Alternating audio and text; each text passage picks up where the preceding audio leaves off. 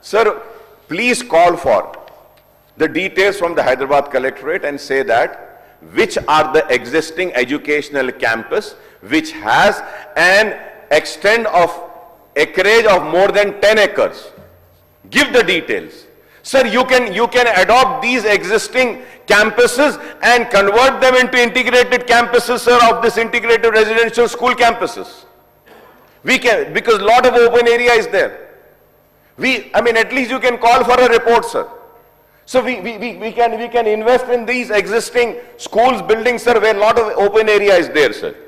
I hope that Honorable Minister Saab will look into this, sir. Sir, going further ahead, sir, when I talk about this educational campuses, sir, in Hyderabad, sir, the most important, sir, I was very young, I remember over there, Mr. Suresh Reddy Saab was a speaker, he was sitting there, I was young, and he said, Akbar Saab, आप बेफिक्र रहिए, चार मीनार अब बदलेगा.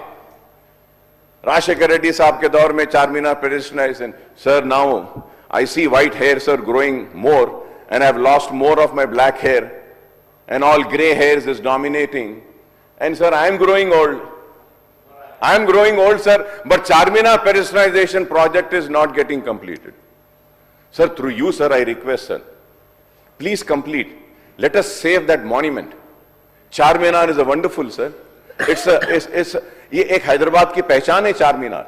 Sir, Charminar का pedestrianization project के लिए, sir, it is also an economic zone of old city. So we had proposed 2 bridges at Nayapul and 1 bridge at Salarjung Museum, where we can relocate all the hawkers and dabbawalas there, sir, and have a successful implementation of the Charminar pedestrianization.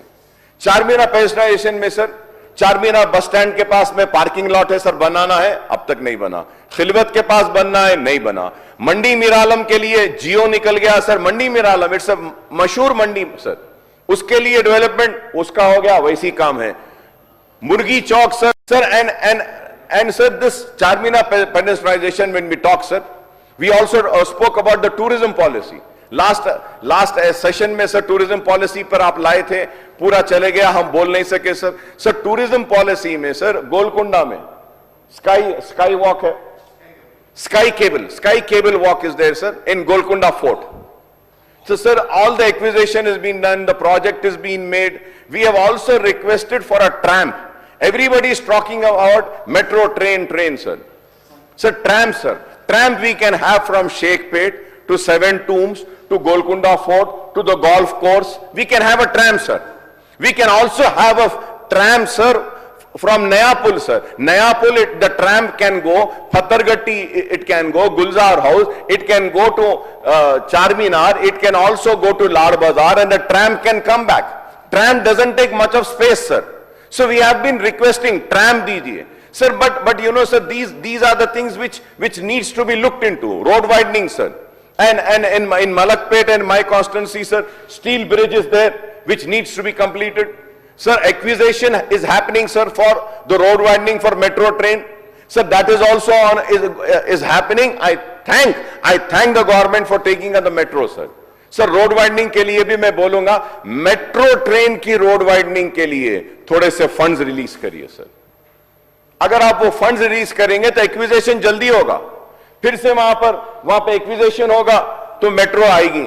Sir, Chandrayan Gutta, sir, we have given a representation and a GO was taken out wherein the government has approved. The earlier government had also approved 3 flyovers for the Chandrayan Gutta road, sir, that OAC Hospital Junction, 1 arm over there, one at Babanagar, sir, 1 at Ballagoda, 1 at Lakshmi Goda, sir. It has been there, sir. Again, the new government also was kind enough and issued a fresh GO approving this flyover, sir. Sir, I request through you, Honorable Panel Speaker, sir, to please call for a tenders of these flyovers, sir. Let us take up the work. Let us initiate the work. Sir, it was told to me that the Hyderabad metro rail would be going on that same route. Sir, the Hyderabad metro people and the GHMC people had a meeting. They sat together. They finalized the drawing of the flyovers, which will be helpful for a metro train at the same time for the movement of the traffic also. It's like a double decker. Sir, we can lay the foundation, sir. We can lay the foundation for all these flyovers, sir. It has been pending from a long time, sir. So, sir, all these requests which I am making, मैं इसलिए कह रहा हूं sir कि old city को नजरअंदाज किया गया. Sir, LB Nagar, that side has improved. This side, high-tech city has improved. The south of Hyderabad has always been neglected, sir. Sir, when we talk about sports stadium, sir, from last 10 years, sir, Ballaguda, in my constituency, a stadium is getting, developed or constructed. It is yet to be completed. Sir, there also they are saying that some amount needs to be released and then, that stadium can be completed. Quli Qutub Shah Stadium is there.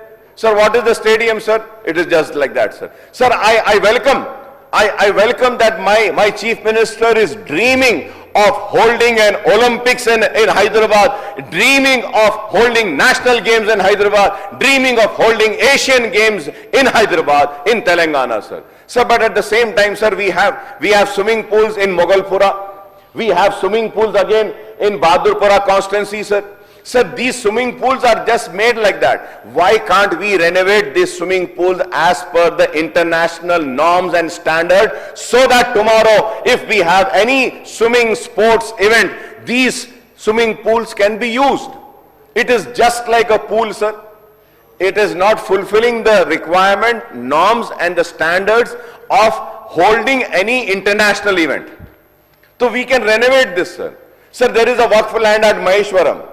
Sir, either an integrated campus can be taken up there, or we can also have, sir, one beautiful sports stadium, sir, for people of youth of old city, sir. Sir, अगर हमारे बच्चे खेलेंगे, कूदेंगे, पढ़ेंगे, लिखेंगे, तो वो काबिल बनेंगे और नेशन को बिल्ड करने में वो और उनकी मेहनत, उनकी तालीम, उनकी तरबियत एक बड़ा रोल अदा करेगी. तो आज मैं चाहता हूं कि हम हर वॉक्स ऑफ लाइफ में हम डेवलपमेंट करें. Sir, this government was kind enough, sir. I thank the government, sir. I thank the government and finance minister साहब को, हमारे डिप्टी चीफ मिनिस्टर साहब को, हेल्थ मिनिस्टर साहब को, दामोद राज नरसिम्हा साहब को और चीफ मिनिस्टर साहब को. Sir, they sanctioned 4 hospitals in old city, sir. 4 hospitals, sir. Sir, one in Chandrayana constituency, one in Malakpet constituency, sir, and one famous Charminar hospital. 86 crores have been given for, protecting that heritage monument of Charminar Hospital and also development of the hospital. And also one 100-bedded hospital at Yakutpura, SRT colony. Sir, now what is happening is, sir, an NOC has to be given. Where we have proposed, one is a GHMC park. Sir, that park is also for public utility, sir, public purpose. The hospital also ground, it is a ground, it's not a park, sir. It's a ground. And a very badly maintained ground. It is a namesake ground, sir, nothing is there. People are dumping the garbage, kachara, gandagi लाके डाल रहे हैं. Sir, एक NOC GHMC को देना है, SRT colony में hospital आ जाएगा. वाटर वर्क्स को एक एनओसी देना है, चंद्रायन गुट्टे में 100-बेडेड हॉस्पिटल आ जाएगा. और यहां मलकपेट में तो तामीर हो रही है, बारकस में भी तामीर हो रही है, गोलकुंडा में भी हो रही है, बहादुरपुरे में भी हम एक हॉस्पिटल लिए तो वहां पे तामीर है. बट ये 2-3 हॉस्पिटल जो नहीं हो रहे हैं उसको एनओसीज देने के लिए और थोड़ा सा फंड इनहांस करने के लिए मैं रिक्वेस्ट करूंगा, sir. Sir, going further at, sir, at the same time, sir, when I spoke about Charminar pedestrianization, I spoke about the hospitals, I spoke about the sports facilities, sir. Sir, lastly, the important thing which I want to speak is that, sir, ये old city के गलियां. Sir, Usmania Hospital you have given, sir. I thank, sir. Last assembly session, CM Saab had announced and a foundation stone has also been laid, sir. I thank for that also, sir. Thank you very much for that, sir. Sir, old city के roads के बारे में कह रहा हूँ, road widenings के लिए, sir. Sir, earlier we had given a proposal, sir. The proposals were accepted. RDB was prepared for the road widening, sir. But, sir, it is going on a very slow pace, sir. बहुत ही सुस्त रफ्तारी से जा रहा है काम. मैं आपके जरिए हुकूमत से मुतालबा करूंगा कि सर वो थोड़ा रोड वाइडनिंग के लिए एक 200 करोड़ रुपए आप रिलीज कर देंगे तो रोड वाइडनिंग का काम तेजी से होगा, सर. एक 100 करोड़ मेट्रो के लिए, 100 करोड़ दूसरे रोड वाइडनिंग के लिए, सर. 2 रोड वाइडनिंग्स है सर, एक मेट्रो ट्रेन की रोड वाइडनिंग अलग है और एक रोड वाइडनिंग जो पुराने रोड वाइडनिंग्स है, और चारमीनार पेडेस्ट्राइजेशन के पास की भी रोड वाइडनिंग है। तो अगर आप ये देंगे तो इससे काफी सहूलत होगी। And when you are talking about the integrated campus sir, integrated campus के बारे में हमारे मिनिस्टर साहब का मैंने शुक्रिया अदा किया sir. Sir there is one scheme sir of Government of India, sir, in which is called Pradhan Mantri Jan Vikas Karyakram, sir. This is for the minorities, sir, residential school buildings and all, sir. Sir, now, your honorable panel speaker, sir, you would be surprised and shocked, sir. Sir, there is a 60% amount comes by the Government of India, 40% is the share of the state government. Sir, here in this case, Government of India has released its share. So the actual sanctions were 712.81 crores, sir, which is the 60% share of Government of India, sir. Sir, out of that 712.81 crores, the Government of India has released 426.30 crores. The state government needs to release the entire amount, sir, of the Government of India's share, which is 426. But sadly, sir, all these years, अब जो भी government थी पहले, sir उन्होंने 396 करोड़ ही release करे sir, 111 crore जो government of India से आ गए हैं उसको रिलीज नहीं करे हैं sir. Sir kindly release this sir. And also state government का जो शेयर है सर 160 करोड़ का, this is totalling amount to 271.84 crore. अगर आप ये 271.84 करोड़ दे देंगे तो माइनॉरिटी रेजिडेंशियल स्कूल्स, कॉलेजेस में और दूसरे टॉयलेट्स में उसमें जो जो काम है पूरा हो जाएगा सर. At least release that. अगर आप अपना पैसा नहीं दे सकते तो गवर्नमेंट ऑफ इंडिया से जो आ गया वो तो दे दीजिए सर, कुछ काम हो जाएगा. This is very important sir. Sir and also sir many promises has been made sir, minority declarations sir. Sir, I will speak when I'll be speaking in the budget sir. But sir, minority sub-plan was promised. So when are you going to? Judicial powers to work board, when is it going to happen sir? So ये कई चीजें हैं जो आप जो बोले थे minority sub-plan का, Structure committee recommendations will be implemented. You had promised the honorarium for imams and muazzin. Sir, imam and muazzin, sir, when I talk about Ramzan का महीना है सर, फाइनेंस मिनिस्टर साहब से बोलूंगा, इमाम, मौजन, अचालिकास, उगादी का भी मौका है सर, अचालिकास को भी दे दीजिए. रमजान का महीना है, इमाम और मौजन को भी दे दीजिए sir. Because I know this Congress and Congress government के लिए सब बराबर है, चाहे हिंदू हो, मुसलमान हो, सिख हो, ईसाई हो, हर कोई बराबर है. तो इसलिए हम सेइंग उगादी है, अचालिकास को भी दे दीजिए, आप रमजान है, इमामों को भी दे दीजिए, मौजनीन को भी दे दीजिए sir. Sir also the I would say the honorary remuneration to pastors which we promise sir. Lent का पीरियड चल रहा है सर, जैसा मुस्लिम्स फास्ट करते हैं, क्रिश्चियंस भी फास्ट करते हैं सर ये टाइम में. तो सर वो क्रिश्चियंस के भी लिए आपने पास्टर्स को भी देने का मैं आपसे मुतालबा करूंगा sir. And also I would request that honorarium should be given to gurdwara granthis also sir. Gurdwara के ग्रंथी जो है उनको भी देने के लिए मैं मुतालबा करूंगा. And also you had promised the setup a minority welfare board sir, residential school for minority girls, provide promotion and recognition for Urdu language sir, special effort to be taken for the welfare of Dalit and Christian sir, Dalit Christian sir. तो मैं आपके promises के बारे में कह रहा हूं sir. And sir most important sir, I be concluding sir in next 5 minutes sir. Sir, one important issue which I really want to bring to your kind notice is that this is about the overseas scholarship sir. Sir, about the overseas scholarship sir. Sir, amount which needs to be released sir, 23 sir, 23 for the year 23 fall sir. I'm just not able to find that paper sir, but I would say that sir. So the candidates, the students who have been selected in the year 2023, sir, their amount is yet to be released, sir. So the question arises is that, sir, we are in 2025. The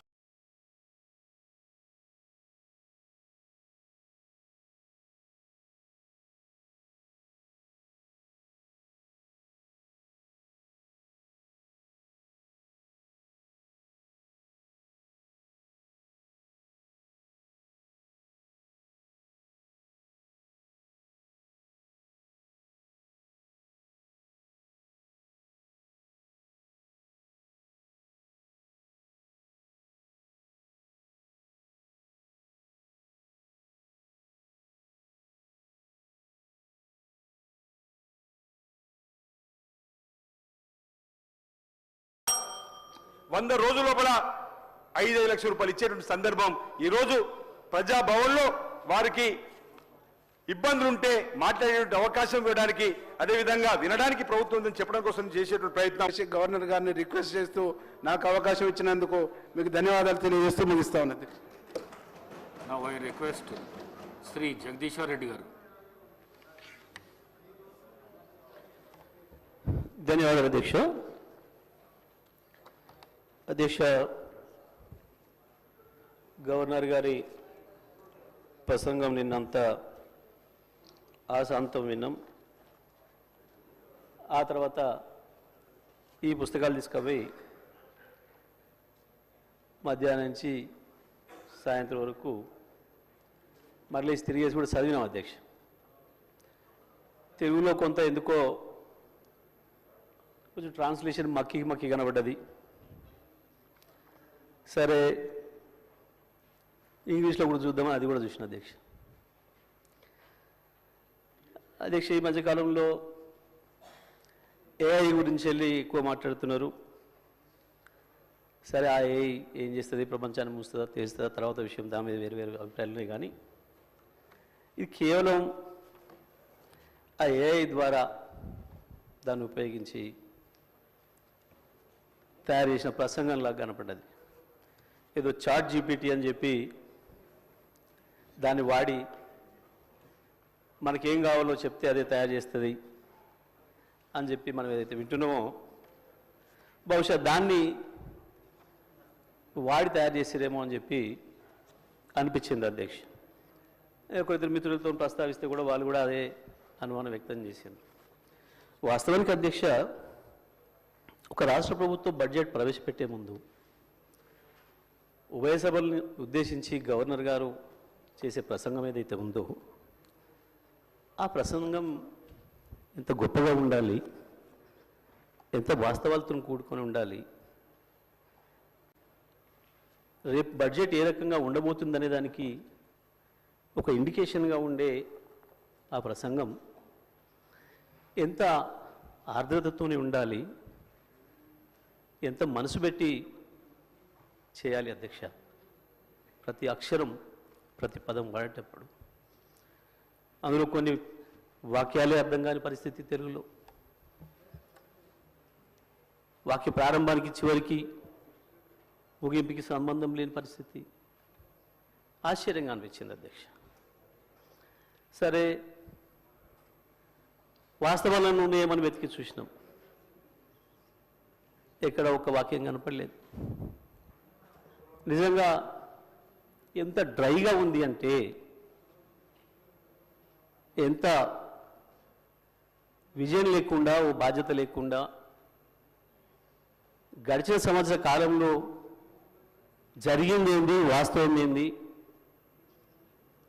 భవిష్యత్తు ఏంది, ఏమన్నా ఒక అక్షరం కనపడుతుందేమని చూస్తే ఎక్కడ అక్షరం లేదు అధ్యక్ష. వాస్తవానికి మనసు పెట్టి చేయాల్సిన పని. పాపం ఆ మనసు కవి ఆత్రేయ అని ఉండేది అధ్యక్ష. ఆయన కనుక ఉండుంటే ఇది చూస్తే పాపం ఆత్మహత్య చేసుకునేవాడు. ఇంత మనసు లేకుండా పనిచేస్తాయా ప్రభుత్వాలు, మనుషులు ఇంత దరిద్రంగా ఉంటుందా అని. ఆ రకంగా ఉంది అధ్యక్ష. ఇది అధ్యక్ష స్పీకర్ గారు చూసుకుంటారు విషయం. ఎందుకంటే ఎందుకంత భయపడతారు ఆగరాది.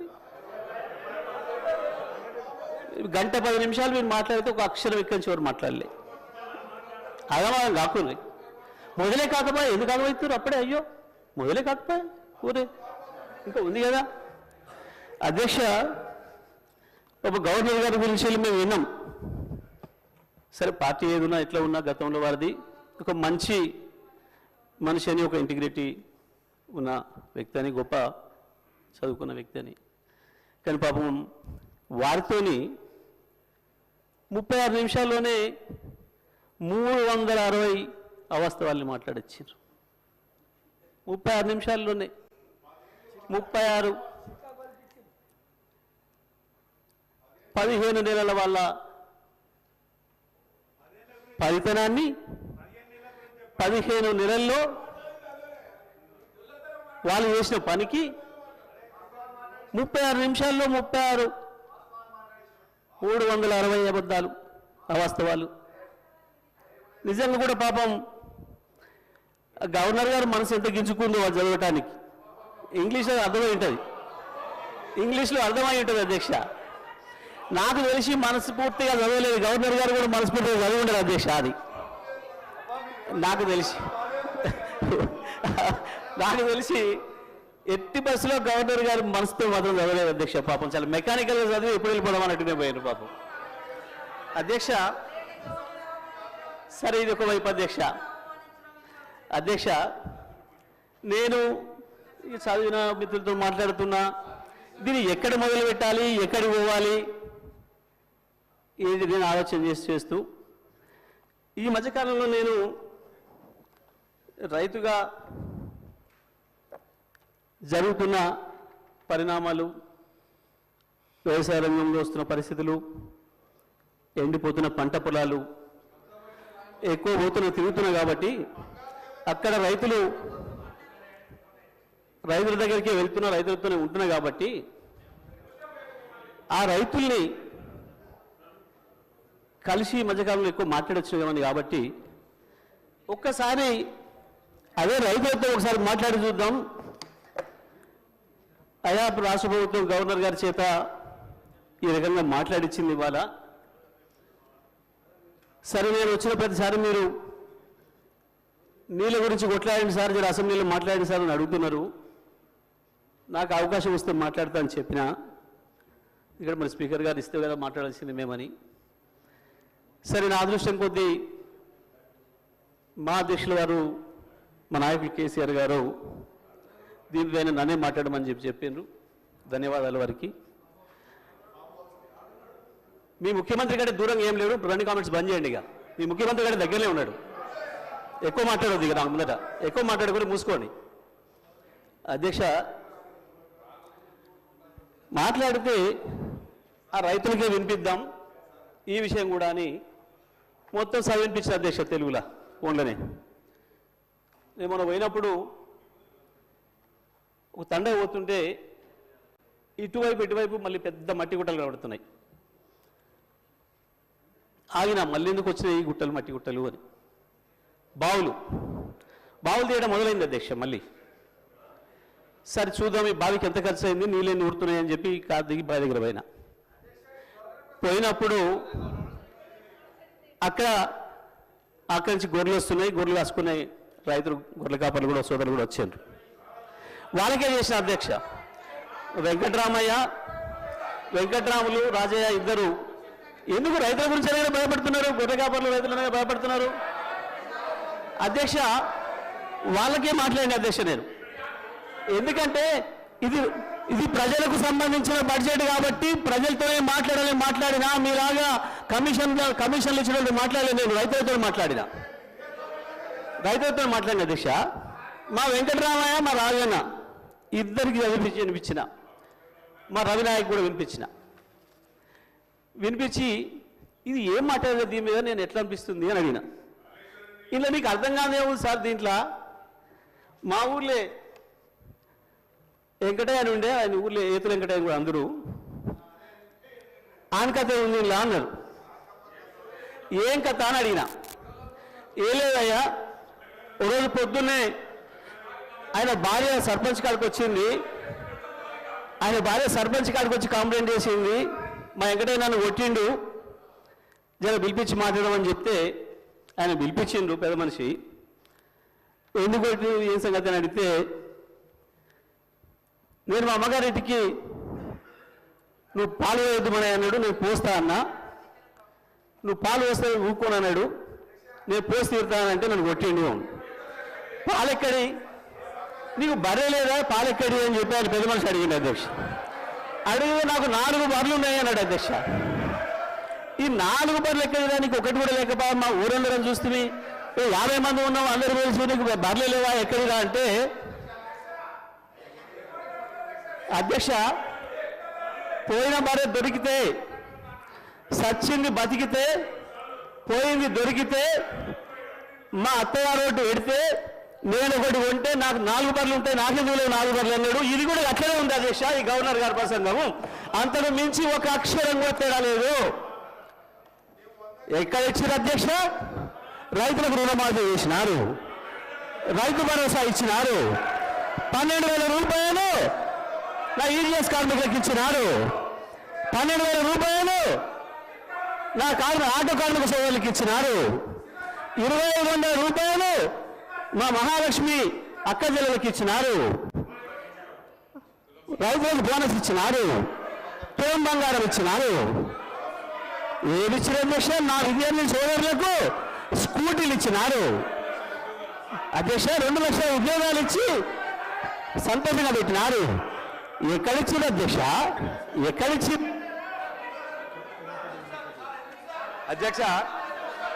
అధ్యక్ష పచ్చ కామర్ల వారికి దేశమంతా పచ్చగా అన్నట్టు ఎన్ని సంక్షేమ కార్యక్రమాలు అమలవుతుంటే గవర్నర్ గారి ప్రసంగంలో అన్ని అచ్చు గుద్దినట్టు చెబితే వాళ్ళకి అర్థం కాకపోతే ఎట్లా అధ్యక్ష? ఆ స్కూల్లో చదువుతూ అట్టే ఉంటుంది అధ్యక్ష. ఈ రోజు ఆ స్కూల్లో చదువుకుంటే అట్టే ఉంటుంది అధ్యక్ష అంటున్నా. ఈ రోజు 21,000 కోట్ల రూపాయలు రైతులు రుణమాఫీ చేస్తే వాళ్ళ కళ్ళ కనిపించకపోతే ఎట్లా అధ్యక్ష? ఈ రోజు ఆడ తల్లులు 149 కోట్ల ప్రయాణం చేస్తే వాళ్ళకి కనిపించకపోతే ఎట్లా అధ్యక్ష? గృహజ్యోతి అధ్యక్ష 200 యూనిట్లు జగదీశ్వర్ రెడ్డి గారు ఊర్లో వెళ్దాం అధ్యక్ష. పల్లెటూర్లలో 95% గృహజ్యోతి అమలవుతుంది అధ్యక్ష. 200 యూనిట్లు మహాలక్ష్మి స్కీము 21,000 కోట్ల అధ్యక్ష. మొన్న మా బట్టి విక్రమార్క గారు అంతర్జాతీయ మహిళా దినోత్సవం చెప్పిండు. ఎన్ని కార్యక్రమాలు అమలవుతుంటే ఏదో 4 బర్రెల కథ చెప్పుకుంటూ పోతే ఇంకా మేమే ఉన్నామని చెప్పనుకుంటే ఎట్లా అధ్యక్ష? ఈరోజు వాళ్ళు ఊహాలోకంలో ఉన్నారు అధ్యక్ష. ఇంకా వాళ్ళు ఊహాలోకంలో ఉన్నారు. ఇంతకు చెప్పినట్టుగా ఊహాలోకంలో ఉన్నారు అధ్యక్ష. ఈ రోజు ఈ 15 మాసాల్లో ఈ ప్రభుత్వం అనేక చక్కటి సంక్షేమ కార్యక్రమాలను అమలు చేస్తున్నాం, ముందుకు పోతున్నాం. అదే గవర్నర్ గారి ప్రసంగంలో ఉంది అధ్యక్ష.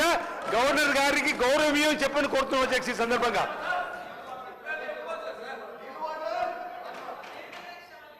సార్ గౌరవ సభ్యులు మాట్లాడి సీతక్క గౌరవ సభ్యులు సీతక్క మాట్లాడ వారు 2013 ఎన్నికల మేనిఫెస్టోలో కానీ మేనిఫెస్టో కంటే ముందు ఆయన పార్టీ పెట్టినప్పుడు కానీ ఒక అధికారానికి వచ్చేటప్పటికి ఒక 10 లక్షల సార్లు దళితుని ముఖ్యమంత్రి చేయకపోతే నా మెడ మీద తల ఉన్నది అన్నాడు. నువ్వు ఇంప్లిమెంట్ చేసినావా? ఆఖరి దళితుడికి 3 ఎకరాల భూమి ఇస్తా, బోరేస్తా, మోటార్ ఇస్తా, 1.5 ఎకరం ఉంటే 1.5 యాడ్ చేస్తా, ఆయన ధనవంతుని చేస్తాను. చేసినావా? చేయలే. మూడవది, ఒక దళితుడు ప్రతిపక్ష నాయకుడు ఉంటే సంతలో పశువుల్లాగా ఎమ్మెల్యేలు కొనుక్కొని ప్రతిపక్ష హోదా లేకుండా చేసి దళిత వ్యతిరేకంగా నిరూపించుకున్నావు. ఇకపోతే తగ్గించ ఇంటికో ఉద్యోగం, డబుల్ బెడ్రూమ్, నీ బిడ్డలు తేడమనుకుంటారు. నీ చెప్పబట్టవా?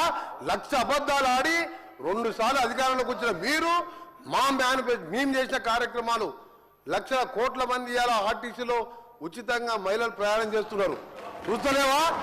50 లక్షల కుటుంబాలకు 200 యూనిట్ల వరకు ఉచితంగా ఈ రోజు కరెంట్ ఇస్తున్న మాట వాస్తవం కాదు. ఒక ఇంటికి 600-700 అంటే సంవత్సరానికి 7,000 రూపాయలు ఇలా మిగులుస్తున్నాం. ఇంకా చేసే కార్యక్రమాలు ఉన్నాయి. ఇప్పుడే మా సోదరుడు చెప్పినట్టు, శ్రీనివాస్ గారు చెప్పినట్టు 21 కోట్లు మన జిల్లాలో ఎన్ని వచ్చిన లెక్క వెళ్తే ఆ సభ్యునికి 2 లక్షల లోపు మీరు 1,00,000 అని చెప్పి 5 ఇన్స్టాల్మెంట్లో ఇస్తే 20,000 వడ్డీకి సరిపోయిన అధ్యక్ష. అంటే 15 ఏళ్లలో ఇన్ని చేసిన వాళ్ళం. మాకు ఇంకా 3-4 సంవత్సరాల సమయం ఉన్నది. ఇవన్నీ చేసి చూపిస్తాం. తొందర ఎందుకు పడతావు? అసలు నువ్వు దళిత ముఖ్యమంత్రి కానీ ఇన్ని లక్షల మంది దళితులు మోసం చేసి ఇవాళ బీసీ కులగణన చేస్తే కేసీఆర్, కేటీఆర్, హరీష్ రావు పార్టిసిపేట్ చేయలే. అంటే మీకు ప్రజల మీద ప్రేమ లేదు. అధికారం కోసం తప్పుడు వాగ్దానాలు 1,00,000 వాగ్దానాలు ఇచ్చును. నీవు ఇచ్చిన వాగ్దానాలు సగం అయిపోయాయి. మిగిలినవి కూడా చేసి చూపిస్తావు. తొందర పడకు. నువ్వు పోయి రైతుల దగ్గర కాదు, రైతుల కోసం ఎవరేం చేసిండ్రు, నారాయణ డ్యామ్ ఎవరు కట్టిండ్రు, శ్రీరామ్ సాగర్ ఎవరు కట్టిండ్రు, శ్రీశైలం ఎవరు కట్టిండ్రు, ఎస్ఎల్బిసి నుంచి ఎవరు కట్టిను, కల్వకుర్తి ఎవరు కట్టిను, నెట్టెంబాడు ఇవన్నీ చెప్పాలని చాలా ఉన్నాయి. గవర్నర్ ప్రసంగం మాట్లాడితే మంచిదని గౌరవ సభ్యునికి సలహా ఇస్తున్నా. మీరు చెప్పాలంటే చాలా ఉన్నాయి. మీ జగదీశ్వర్ రెడ్డి గారు.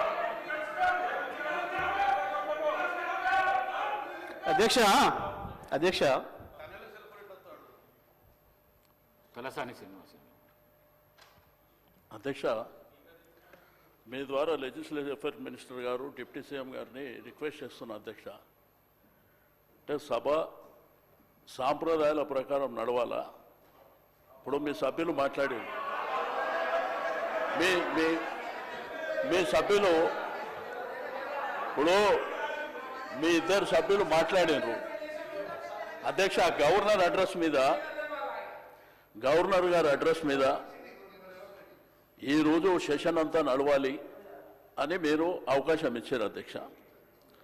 ఇట్లా ఇంటర్వ్యూన్ అయ్యి మీరు ఏదైనా చెప్పాలనుకుంటే లాస్ట్లో చెప్పండి, అంతేగాని మీరు మధ్యలో ఇట్లా డిస్టర్బెన్స్ చేసి తూకిత్తా మైకిత్తా అనుకుంటా పోతామంటే మరి సభ నడుస్తుందా? మీరు ఆలోచన చేయాలి. ఎందుకంటే ఈరోజు సభ మర్యాదలని అధికార పక్షమే కాపాడలేకపోతే ఇంకెవరు కాపాడుతారు అధ్యక్ష? దయచేసి మీరు కూడా మా రిస్కులోకి రావాల్సినటువంటి అవసరం ఉంది అధ్యక్ష. వాళ్ళు చేతులు ఎవరు లేపంగానే వాళ్ళకి అవకాశాలు ఇస్తే ఏం జరిగింది 10 ఏళ్లల్లో, ఇప్పుడు ఏం జరుగుతుంది? ఓకే, మాట్లాడతారు, జగదీష్ రెడ్డి గారు మాట్లాడుతున్నారు, వారికి అవకాశం వారు కంప్లీట్ అయిన తర్వాత మీరు మాట్లాడితే మాట్లాడుకోండి, అంతేగాని మధ్యలో డిస్టర్బెన్స్ చేసుకుంటా మీరు రాసుకొని వారు ఏమి మాట్లాడినో దాంట్లో మీరు రిప్లైలు ఇవ్వండి. అట్లా కాకుండా ప్రతిసారి మధ్యలో అంటే సభ నడవదు అధ్యక్ష. ఎందుకంటే మళ్ళీ వాళ్ళు మాట్లాడతారు, మళ్ళీ మేము మాట్లాడతామంటాము, మళ్ళీ మిగిలిన సభ్యులు మాట్లాడతామంటే అనవసరంగా సభ నడవదు అధ్యక్ష. దయచేసి సభ మర్యాదల ప్రకారం నడవాలనుకున్నప్పుడు మీరు తప్పకుండా మీరిద్దరు మాట్లాడినరు, మేమేమన్నా అన్నామా, మేమేమన్నా అవకాశం అడిగినామా, వాళ్ళు చెప్పిండ్రు. ఎందుకంటే ప్రభుత్వం సైడ్ నుంచి వాళ్ళు చెప్పిండ్రు, మా సైడ్ నుంచి కూడా గతంలో మేమేం చేసినాము, ఇప్పుడు మీరేం చేస్తున్నారు, భవిష్యత్తులో ఏం చేయాలనేటువంటిది మేము అడుగుతున్నాం, చెప్పాలి. అంతేగాని మీరు ప్రతిసారి మధ్యలో 2 నిమిషాలకు 3 నిమిషాలకు ఆయన స్టార్టే చేయకముందు ఆయన ఇంకా ఒక 2-3 నిమిషాలు మాట్లాడకముందే మీరు ఇద్దరిద్దరు మాట్లాడి ఇట్లా బుల్డోజ్ చేస్తాము, మాకు అధికారం ఉన్నది, మాకు మందబలం ఉన్నది కాబట్టి మేము చేస్తామంటే మీ ఇష్టం అధ్యక్ష. అది మేము కూడా ఏం చేసేది లేదు. ఎందుకంటే మీరు ఇదే విధంగా జరిగితే మమ్మల్ని రమ్మంటారా రావద్దంటారా మీరే చెప్పాలి. ఎందుకంటే ఇట్లా చేసుకుంటా పోతే కరెక్ట్ కాదు అధ్యక్ష. కాబట్టి దయచేసి నేను గౌరవ శాసనసభ వ్యవహారాల మంత్రి గారికి, డిప్యూటీ సీఎం గారికి రిక్వెస్ట్ చేస్తున్నా, మీరు దయచేసి మీరు మీ సభ్యులని తప్పకుండా మాట్లాడేటువంటి అవకాశం అందరికీ ఉంటుంది. కాబట్టి ఆర్డర్ ప్రకారం మాట్లాడేటువంటి కార్యక్రమాన్ని మీరు నిర్వహించాలని చెప్పి నేను రిక్వెస్ట్ చేస్తున్నా. సభ్యులు తలసాని శ్రీనివాస్ యాదవ్ గారు అంటే ఏలనేని గౌరవము, మరి వారు సీనియర్ శాసనసభ్యులు, కానీ ఎవరికంటే వాళ్ళకి నేను ఇవ్వలేదు. గవర్నర్ ప్రసంగం పైన ఆది శ్రీనివాస్ గారు మాట్లాడిండ్రు, మా ఈ సభ విప్పు, అందుకే వారికి అవకాశం ఇచ్చిన. తర్వాత మంత్రి గారు అడిగితే మంత్రి గారికి ఇచ్చిన. నా రిక్వెస్ట్ కూడా మీతో ఒకటే, ప్రతిపక్షాలకు గవర్నర్ ప్రసంగం పైన మాట్లాడితేనే మంచిది. డీవియేషన్ అయితే తప్పకుండా అక్కడికి వెళ్ళి ప్లీజ్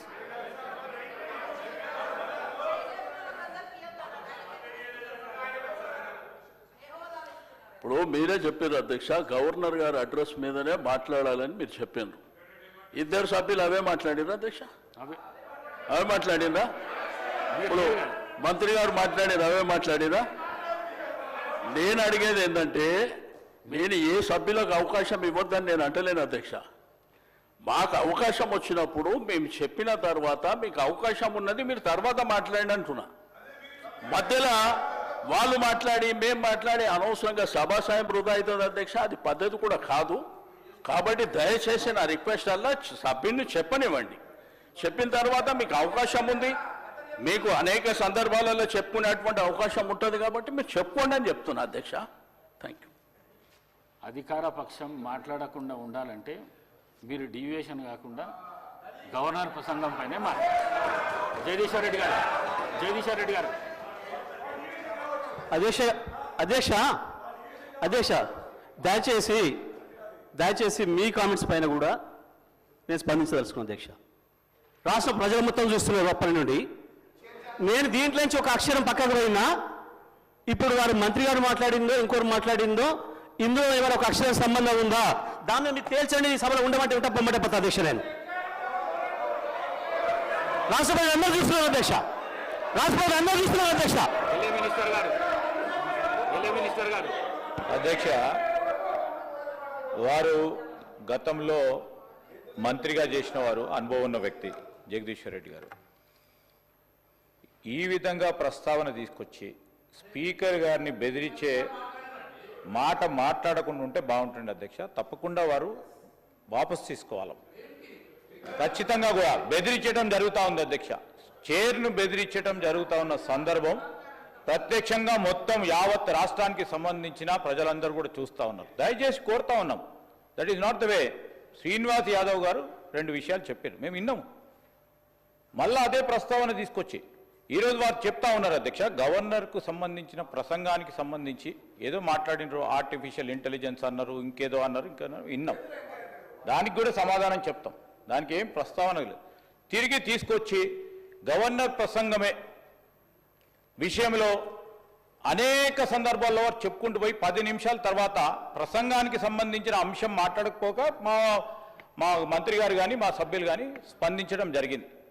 ఈరోజు వారు కంపారిజన్ తీసుకొస్తా ఉంటే సంవత్సరంలో మేమేం చేసినాం, 10 సంవత్సరాల్లో ఏం చేయలేకపోయినారో చెప్పింది తప్ప దీంట్లో వాస్తవికంగా వారిని ఏదో కార్నర్ చేయాలనో మమ్మల్ని ఏదో అన్నారని కాదు.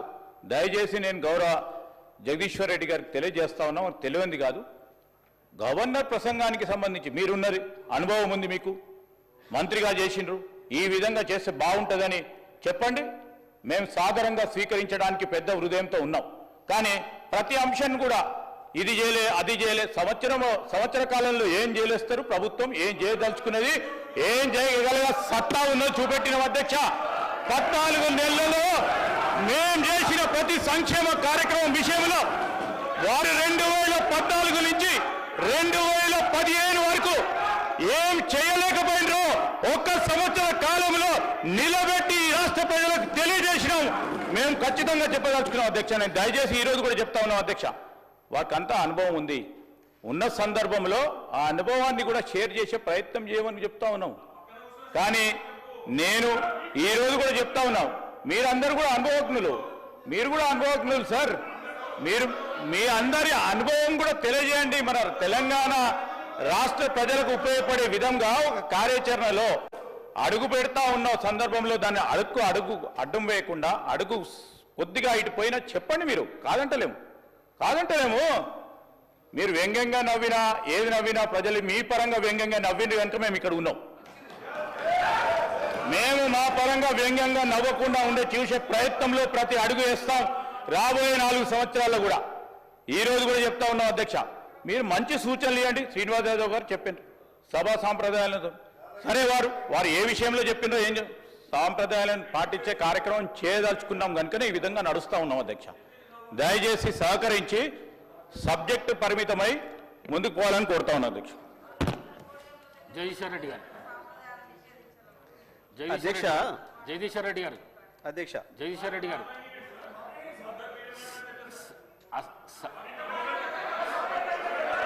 జగదీశ్వర్ రెడ్డి గారు. జగదీశ్వర్ రెడ్డి గారు. జగదీశ్వర్ రెడ్డి గారు. సార్ చెప్పండి. అసహనానికి గురి కాకండి. మేమా? మీరే రాష్ట్రపతి చూస్తున్నారు. మీరే రాష్ట్రపతి చూస్తున్నారు అధ్యక్ష. రాష్ట్రపతి చూస్తున్నారు. అధ్యక్ష సహనం. అధ్యక్ష రాష్ట్ర ప్రజలందరూ చూస్తున్నారు. జగదీశ్వర్ రెడ్డి గారు ప్లీజ్. జగదీశ్వర్ రెడ్డి గారు ప్లీజ్. జగదీశ్వర్ రెడ్డి గారు ప్లీజ్ 1 మినిట్. అసహనానికి గురి కాకండి, సహనంతో మాట్లాడండి, సభా సాంప్రదాయాలను కాపాడండి. మీరు సీనియర్ శాసనసభ్యులు, మంత్రి పదవి కూడా చేశారు మీరు 10 సంవత్సరాలు. మీరు ఈ విధంగా మాట్లాడడము, సభను సాంప్రదాయాలను తప్పుదోవ పట్టించడం మంచిది కాదు. ప్లీజ్ మాట్లాడండి. అధ్యక్ష ఏ సభా సంప్రదాయానికి నేను విరుద్ధంగా మాట్లాడినా మీరు చెప్తే తర్వాత మాట్లాడదు అధ్యక్ష. నా విషయంలోనే నన్ను ప్రశ్నించడమే సభా సాంప్రదాయాలకు విరుద్ధం. అసలే కాదు అధ్యక్ష, అసలే కాదు అధ్యక్ష. అధ్యక్ష అధ్యక్ష నన్ను ప్రశ్నించడం అధ్యక్ష, సాంప్రదాయాలకు ఈ సభ మన అందరిది. ఈ సభ మా అందరికి సమానమైన హక్కులు ఉన్నాయి. మా అందరి తరఫున మీరు పెద్ద మనిషి మాత్రమే ఆడ కూర్చున్నారు తప్ప ఈ సభ మీ సొంతం కూడా కాదు. ఈ విషయం అధ్యక్ష అధ్యక్ష అధ్యక్ష వారు మాట్లాడిన ప్రతి పదం వెనుకకు తీసుకోవాల్సిందే. ఈ రోజు చైర్ని దూషించిన సందర్భంలో వారు క్షమాపణ చెప్పాల్సిందే అధ్యక్ష, క్షమాపణ చెప్పాల్సిందే అధ్యక్ష. ఆంకారంతో మాట్లాడకూడదు అధ్యక్ష, క్షమాపణ చెప్పాల్సిందే అధ్యక్ష, క్షమాపణ చెప్పాల్సిందే. ఈ రోజు చైర్ పైన దూషణలు చేస్తూ బెదిరించే కార్యక్రమం చేస్తూ ఈ రోజు వారు చేసిన మాటలు విషయంలో తప్పకుండా జగదీశ్వర్ రెడ్డి గారు వారి పార్టీ పూర్తి స్థాయిలో క్షమాపణ చెప్పాల్సింది అధ్యక్ష.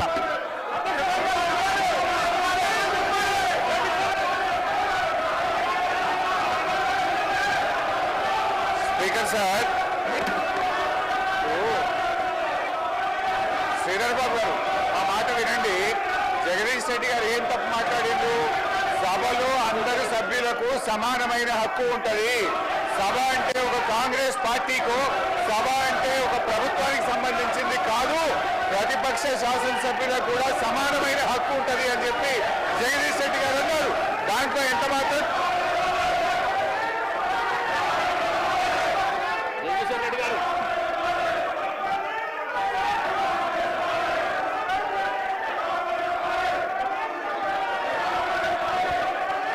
అధ్యక్ష, మీరు వాళ్ళని కూర్చోబెట్టి నాకు మైక్ ఇస్తే మాట్లాడతారు అధ్యక్ష. వాళ్ళని కూర్చోబెట్టి నాకు మైక్ ఇవ్వండి. వాళ్ళని కూర్చోబెట్టి నాకు మైక్ ఇవ్వండి. సభను ఆర్డర్లో పెట్టి నాకు మైక్ ఇస్తే మాట్లాడతారు అధ్యక్ష, లేకపోతే నేను మాట్లాడిన అధ్యక్ష. సభను ఆర్డర్లో పెట్టి అందరు కూర్చొని నేను మాట్లాడతా అధ్యక్ష. చెప్పండి. ఒక్క నిమిషం. ప్రతిపక్షంలో ఉండి వీళ్ళు వాడుతున్నారు. అది ప్రజలు వాడుతున్నారా? నేను అనుకోను. ప్రజలు అంత భయంకరంగా బూతులు మాట్లాడతారు అనుకోను. ఆడవాళ్ళు మాట్లాడతారని అసలే అనుకోను నేను. దీని వెనక ఏదో ఉంది. అందువలన మీ ద్వారా నేను ప్రభుత్వాన్ని కోరుతా ఉన్నాను, ఖచ్చితంగా దీనికి ఎక్కడో ఫుల్ స్టాప్ వేయాల్సినటువంటి అవసరం ఉంది. ఖచ్చితంగా ఎవరేమనుకోరు. ఇక్కడ ప్రజాస్వామ్య గొంతు నిలవటం లేదు. బూతులను ఇష్టం వచ్చినట్టు తిడతా ఉంటే మౌనంగా ఉంటే అది అసమర్థత అవుతుంది. ఎప్పుడైనా సరే అప్పుడప్పుడు కళ్ళు తెరవాలి, కోపం కూడా రావాలి. ఇవాళ ఆంధ్రప్రదేశ్లో ఏమవుతుంది? చంద్రబాబు గారు ఓపిక పట్టాడు. ఇప్పుడు కూడా ఆయనకి అతి ఎక్కువ ఓపిక అవుతుంది. పవన్ కళ్యాణ్ గారు చాలా పవర్ఫుల్గా అప్పుడు మాట్లాడారు.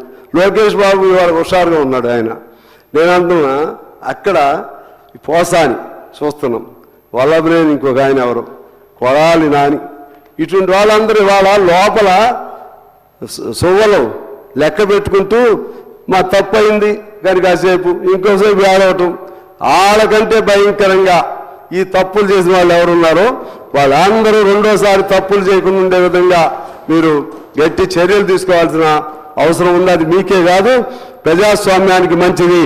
ప్రజాస్వామ్యంలో మీరు తప్పు చేసినా మేము తప్పు చేసినా ఆ పద్ధతుల్లోనే ఆ భాషలోనే మాట్లాడుకోవాలి మినహా వ్యక్తిగతంగా భార్యల్ని పిల్లల్ని అదేవిధంగా మన సంస్కృతికి భిన్నంగా భాషను ఉపయోగించే ఎవరైనా సరే రెండోసారి ఆ పదం పలకాలంటే వాళ్ళ వెన్నెముకలో భయం ఉండేట్టుగా చర్యలు తీసుకోవాలని నేను మిమ్మల్ని కోరుతున్నాను అధ్యక్ష.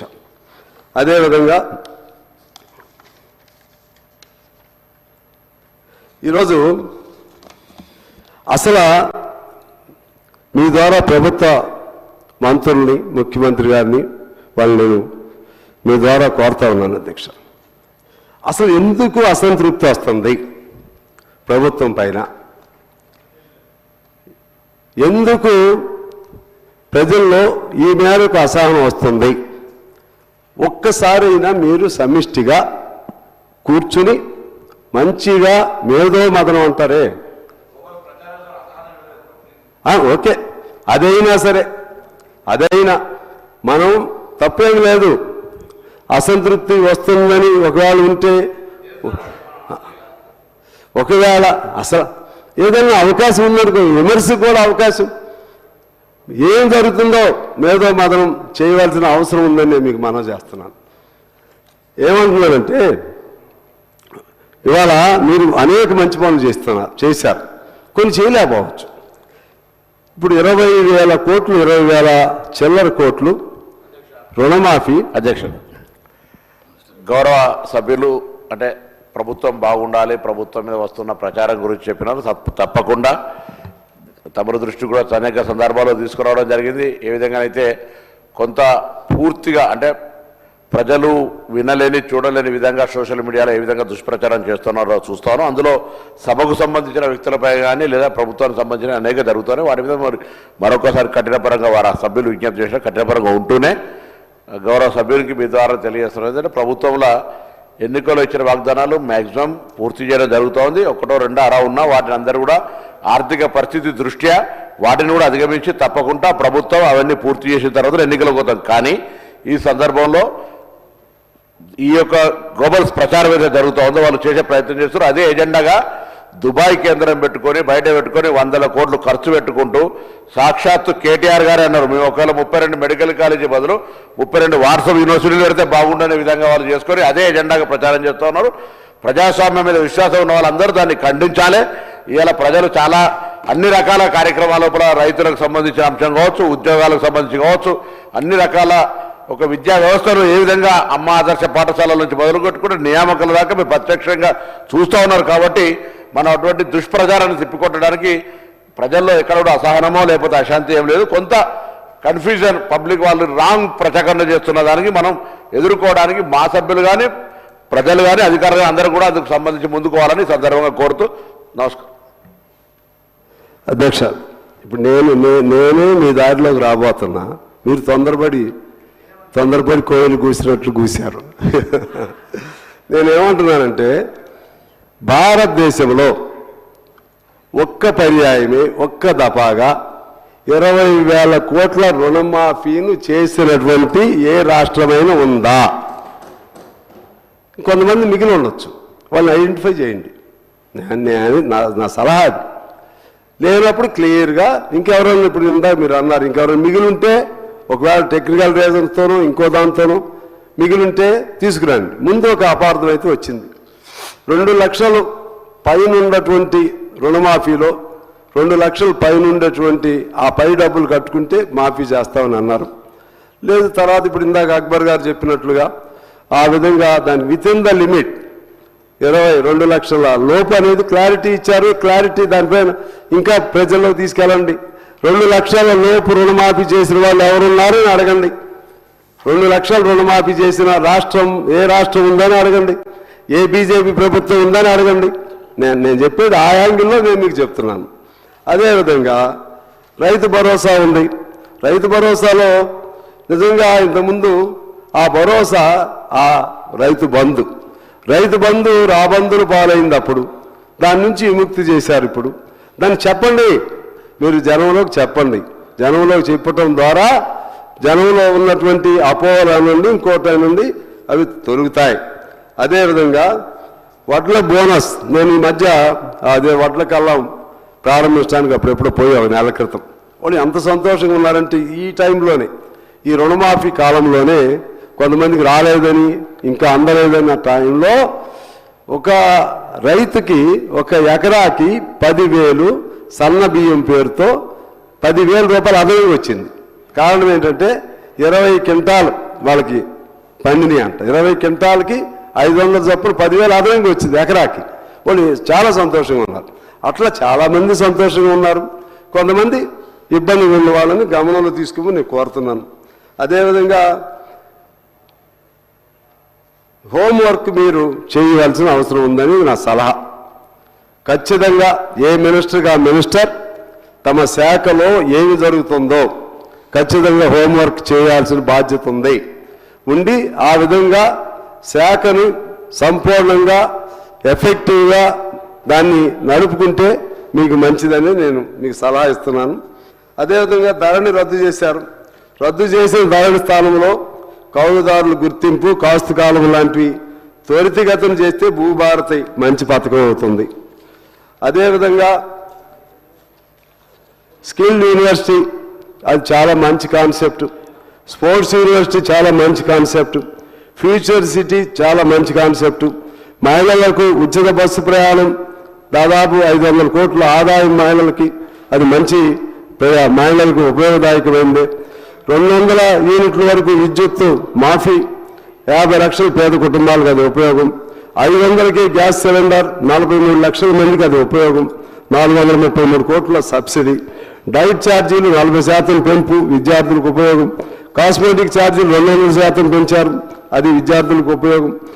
ఒక్కొక్క నియోజకవర్గంలో 200 కోట్లతో యంగ్ ఇండియా స్కూల్ ప్రారంభం మొన్నే మంజూరు కూడా అయింది. మా నియోజకవర్గానికి కూడా వచ్చింది, మాలాగని ఇంకో 50 నియోజకవర్గాలకు వచ్చింది.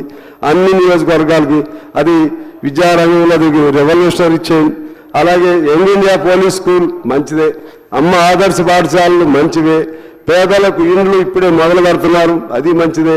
రేషన్ కార్డులు ఇస్తున్న 10 ఏళ్ల నుంచి ఇవ్వనటువంటి రేషన్ కార్డులు ఇస్తున్నారు, అది మంచిదే. ఆదాయం సర్టిఫికెట్స్ ఈ మధ్య 10 ఏళ్ల తర్వాత మొన్నే చూసాం, అది మంచిదే. బీసీలకు 42% రిజర్వేషన్ చట్టబద్ధత ఎవరూ చేయలేనిది రాష్ట్రం, దేశంలో ఏ రాష్ట్రంలో చేయలేనటువంటి దాని రిజర్వేషన్ మీరు ప్రతిపాదన చేశారు. రేపు చట్టం కూడా రేపు 15వ తారీఖు కాబోతుంది. దానికి నేను మనస్ఫూర్తిగా మీకు అభినందన తెలియజేస్తా ఉన్నాను. జస్టిస్ షమీమ్ అఖ్తర్ ఆధ్వర్యంలో ఎస్సీ వర్గీకరణ కూడా భారతదేశంలో మన రాష్ట్రంలోనే మొదటిసారి జరిగింది.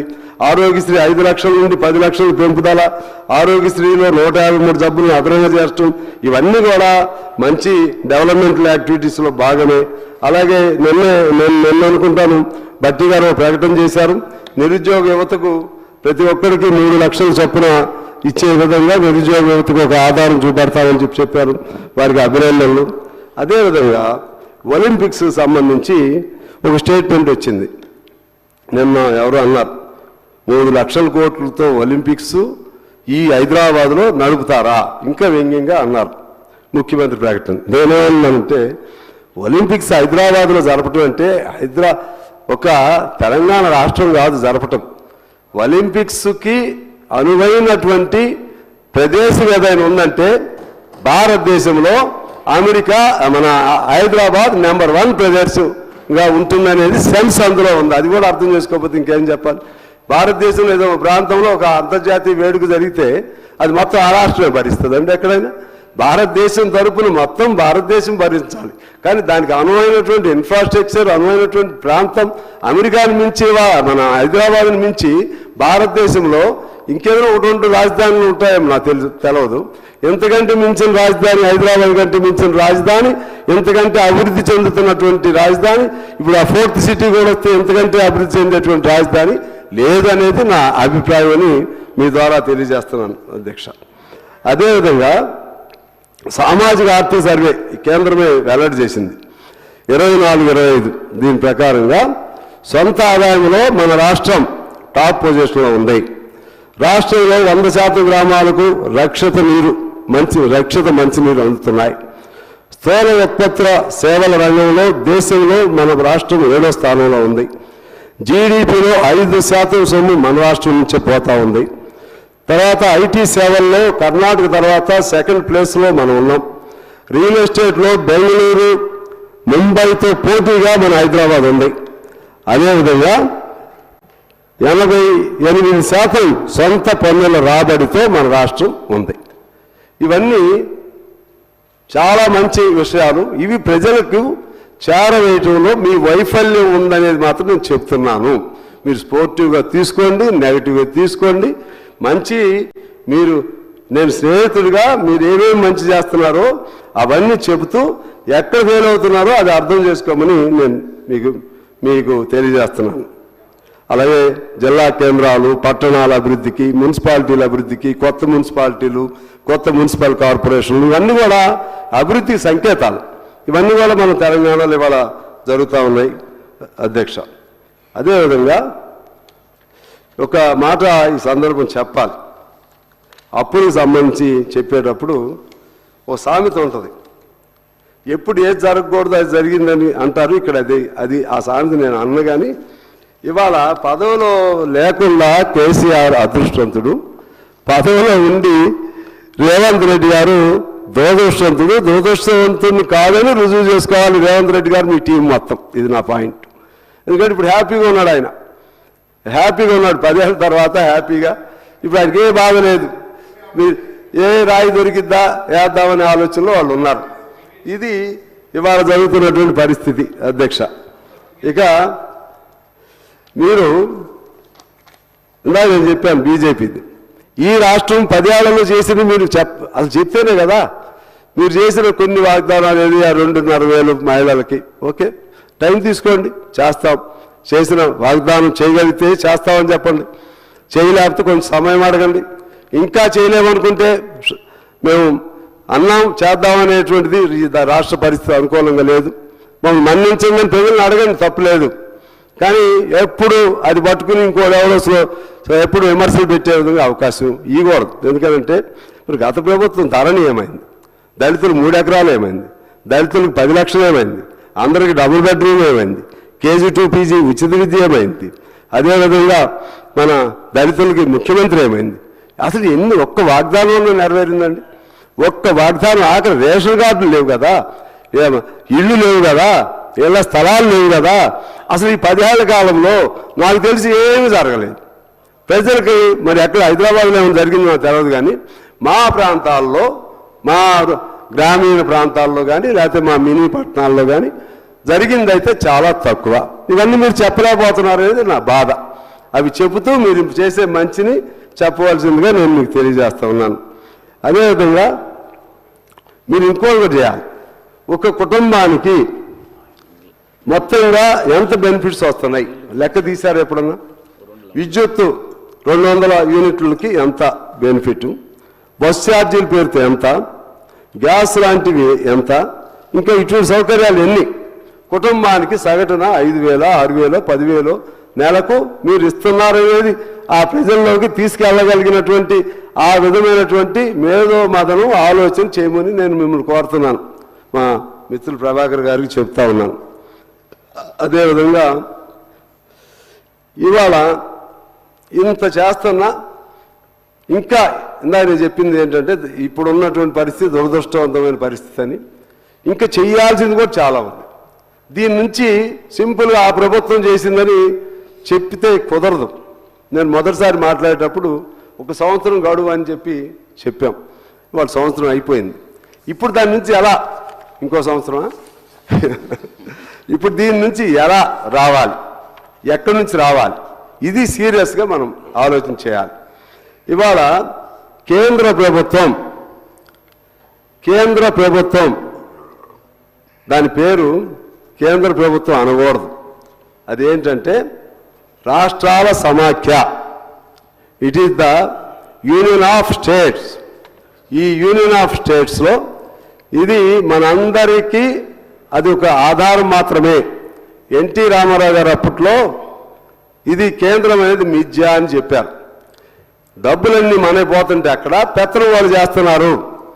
మన వాటా ఇవాళ అంటున్నారు కదా, ఇప్పుడు విమర్శలు పెట్టారు కదండి, వాళ్ళని నేను అడుగుతున్నా, అసలు తెలంగాణ డబ్బులు తెలంగాణకు వదిలేయండి, తెలంగాణ డబ్బులు తెలంగాణకు వదిలేసి అప్పుడు మీ కేంద్రం షోకులేంటి చూపెట్టండి. ఇవాళ డబ్బులన్నీ రాష్ట్రాలకి తీసుకెళ్తూ, అందులో దక్షిణాది రాష్ట్రాల నుంచి తీసుకెళ్తూ, మళ్ళీ మన కడుపు కొడుతూ, వాళ్ళు ఇష్టం వచ్చిన చోట వాళ్ళు చేస్తూ, ఇవాళ ఈ రాష్ట్రం బాగాలేదంటే ఎలా బాగుంటుంది? ఇవాళ మీ బాధ్యత ఉందా లేదా? భారతదేశంలో తెలంగాణ భాగస్వామ్య కాదా? సమాధానం వాళ్ళు చెప్పాలని అధ్యక్ష మీ ద్వారా నేను వారిని కోరుతా ఉన్నాను. ఎందువల్లంటే మొన్న కేంద్ర బడ్జెట్లో దాదాపు 30,000 కోట్లు ఆంధ్రప్రదేశ్కి ఇచ్చారు. అంటే మీతో స్నేహంగా ఉంటే మీ ఇష్టం వచ్చినట్టుగా ఇస్తారు, మీకు లొంగే వరకు వాళ్ళని ఎండబెడతారు. వాళ్ళకి పోలవరానికి జాతీయ హోదా ఇచ్చారు, విశాఖ స్టీల్ లాంటి వాటిని టేకప్ చేశారు. మరి మన పాలమూరు రంగారెడ్డికి లేదు, అంతకుముందు మన కాళేశ్వరంకి లేదు, ప్రాణాయిత చేవేళ్ళకి లేదు, అది పేరు మారిందనుకోండి. ఎప్పుడైనా ₹1 ఇచ్చారా మనకి అధ్యక్ష 10 ఏళ్ల కాలంలో? అలాగే బయ్యారం స్టీల్ దాన్ని ఎప్పటి నుంచో అడుగుతున్నాం, దాని మీద పోరాటాలు అనేకం చేశాం, దానికి సంబంధించిన ఊసే లేదు. ఇవాళ నిందాక మిత్రులు మాట్లాడారు, ఇంతకుముందు కేంద్ర మంత్రి గారు ఒక స్టేట్మెంట్ ఇచ్చారు ఆ మధ్య. 8.5 లక్షల కోట్లు ఈ తెలంగాణకు మేము ఇచ్చామని లెక్కలతో చెప్తున్నారు వారు. నేను అడుగుతున్నాను, అసలు ఇక్కడి నుంచి మీరు తీసుకెళ్ళింది అంత, అసలు మీరు తీసుకెళ్ళింది చెప్పరు. మేము ఇచ్చామంట, ఇచ్చేది ఎవరు? మీ జేబుల్లో ఇస్తున్నారా? మీ సొమ్ము అది మన సొమ్ము. మా సొమ్ములో ఇక్కడి నుంచి పోయే డబ్బులో రూపాయికి 40 రూపాయలు మాత్రమే ఇస్తున్నారు మీరు. అది వేరు, 40 పైసలు, సారీ. ఇదేమో మొత్తం పూల్ అన్నీ కలిపితే రూపాయిలో 40 పైసలే మనకిస్తున్నారు. దీనిలో ఒక్క సెంట్రల్ పూల్ ఒకటి ఉంటుంది, ఓన్లీ సెంట్రల్ పోయే డబ్బులు. దానిలో ఎంత ఇస్తున్నారంటే, దీన్ని కేంద్ర ప్రభుత్వం ట్యాక్స్ రెవల్యూషన్, పన్ను విభజన, ఇది పూర్తిగా అశాస్త్రీయం ఉన్నది. సెంట్రల్ పూల్ నుండి మనకు మొత్తం రాష్ట్రాలకి 41% ఇస్తారు, టోటల్గా 41%. అది వేరు, ఇందాక నేను చెప్పిందే మొత్తం డబ్బులు కలిపి. ఓన్లీ సెంట్రల్ పూల్ అంటే ఓన్లీ సెంట్రల్కి పోయే డబ్బులు, అది ఇన్కమ్ ట్యాక్స్ లేకపోతే కస్టమ్స్, ఇటువంటి సెంట్రల్ డబ్బులే అవి. దానిలో మనకి ఎంత ఇస్తారంటే 2.102 మనకి ఇస్తున్నారండి. ఉత్తరప్రదేశ్కి ఎంత ఇస్తున్నారంటే 17.936 వాళ్ళకి ఇస్తున్నారు. బీహార్కి 10.058 వాళ్ళకి ఇస్తున్నారండి. ఇది అంటే ఇది కొన్ని మనకు ఉదాహరణకి చెప్తున్నాను. తమిళనాడుకి అంతే. ఇవాళ తమిళనాడులో ఇప్పుడే ఇంతకుముందే ఒక స్టేట్మెంట్ చూశాను.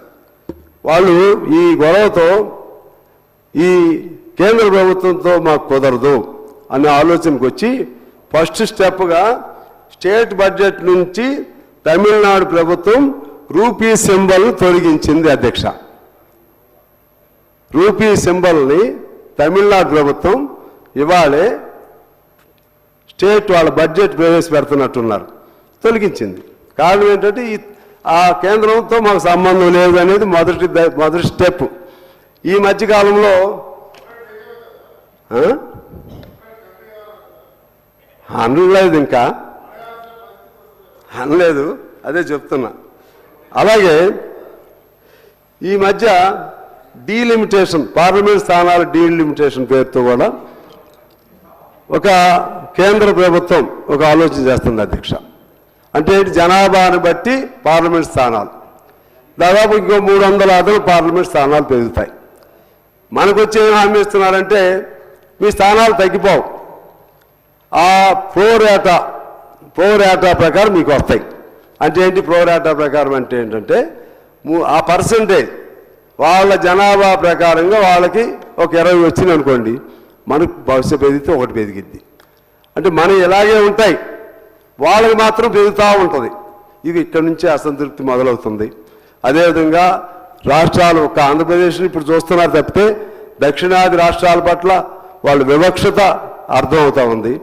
ఈ పరిస్థితుల్లో ఇవాళ ఒక డిమాండ్ వచ్చినా ఆశ్చర్యం లేదు. ఈ నిండైనటువంటి శాసనసభలో ఉండి నేను అటువంటి డిమాండ్ మాట్లాడకూడదు, కానీ మా తమ్ముడు చెప్పినట్లుగా ఇవాళ ఆలోచన వచ్చేస్తుంది. ఇవాళ ఈ దక్షిణ రాష్ట్రాల సమాఖ్య అనేది మొదట వస్తుంది. దక్షిణ భారతదేశం అనేటువంటి ఆలోచన కూడా వచ్చే అవకాశం కూడా ఉంది. వీళ్ళు మాట్లాడుతున్నారు అధ్యక్ష, వీళ్ళు మాట్లాడుతున్నారు, ₹1 మనకు సాయం చేయరు, వీళ్ళు వచ్చి ఈ విధంగా మాట్లాడుతున్నారు. ఎలా మనకు సాయం చేయట్లేదో ఒకసారి 1 నిమిషం చదువుతాను అధ్యక్ష, తొందరగా ముగిస్తాను.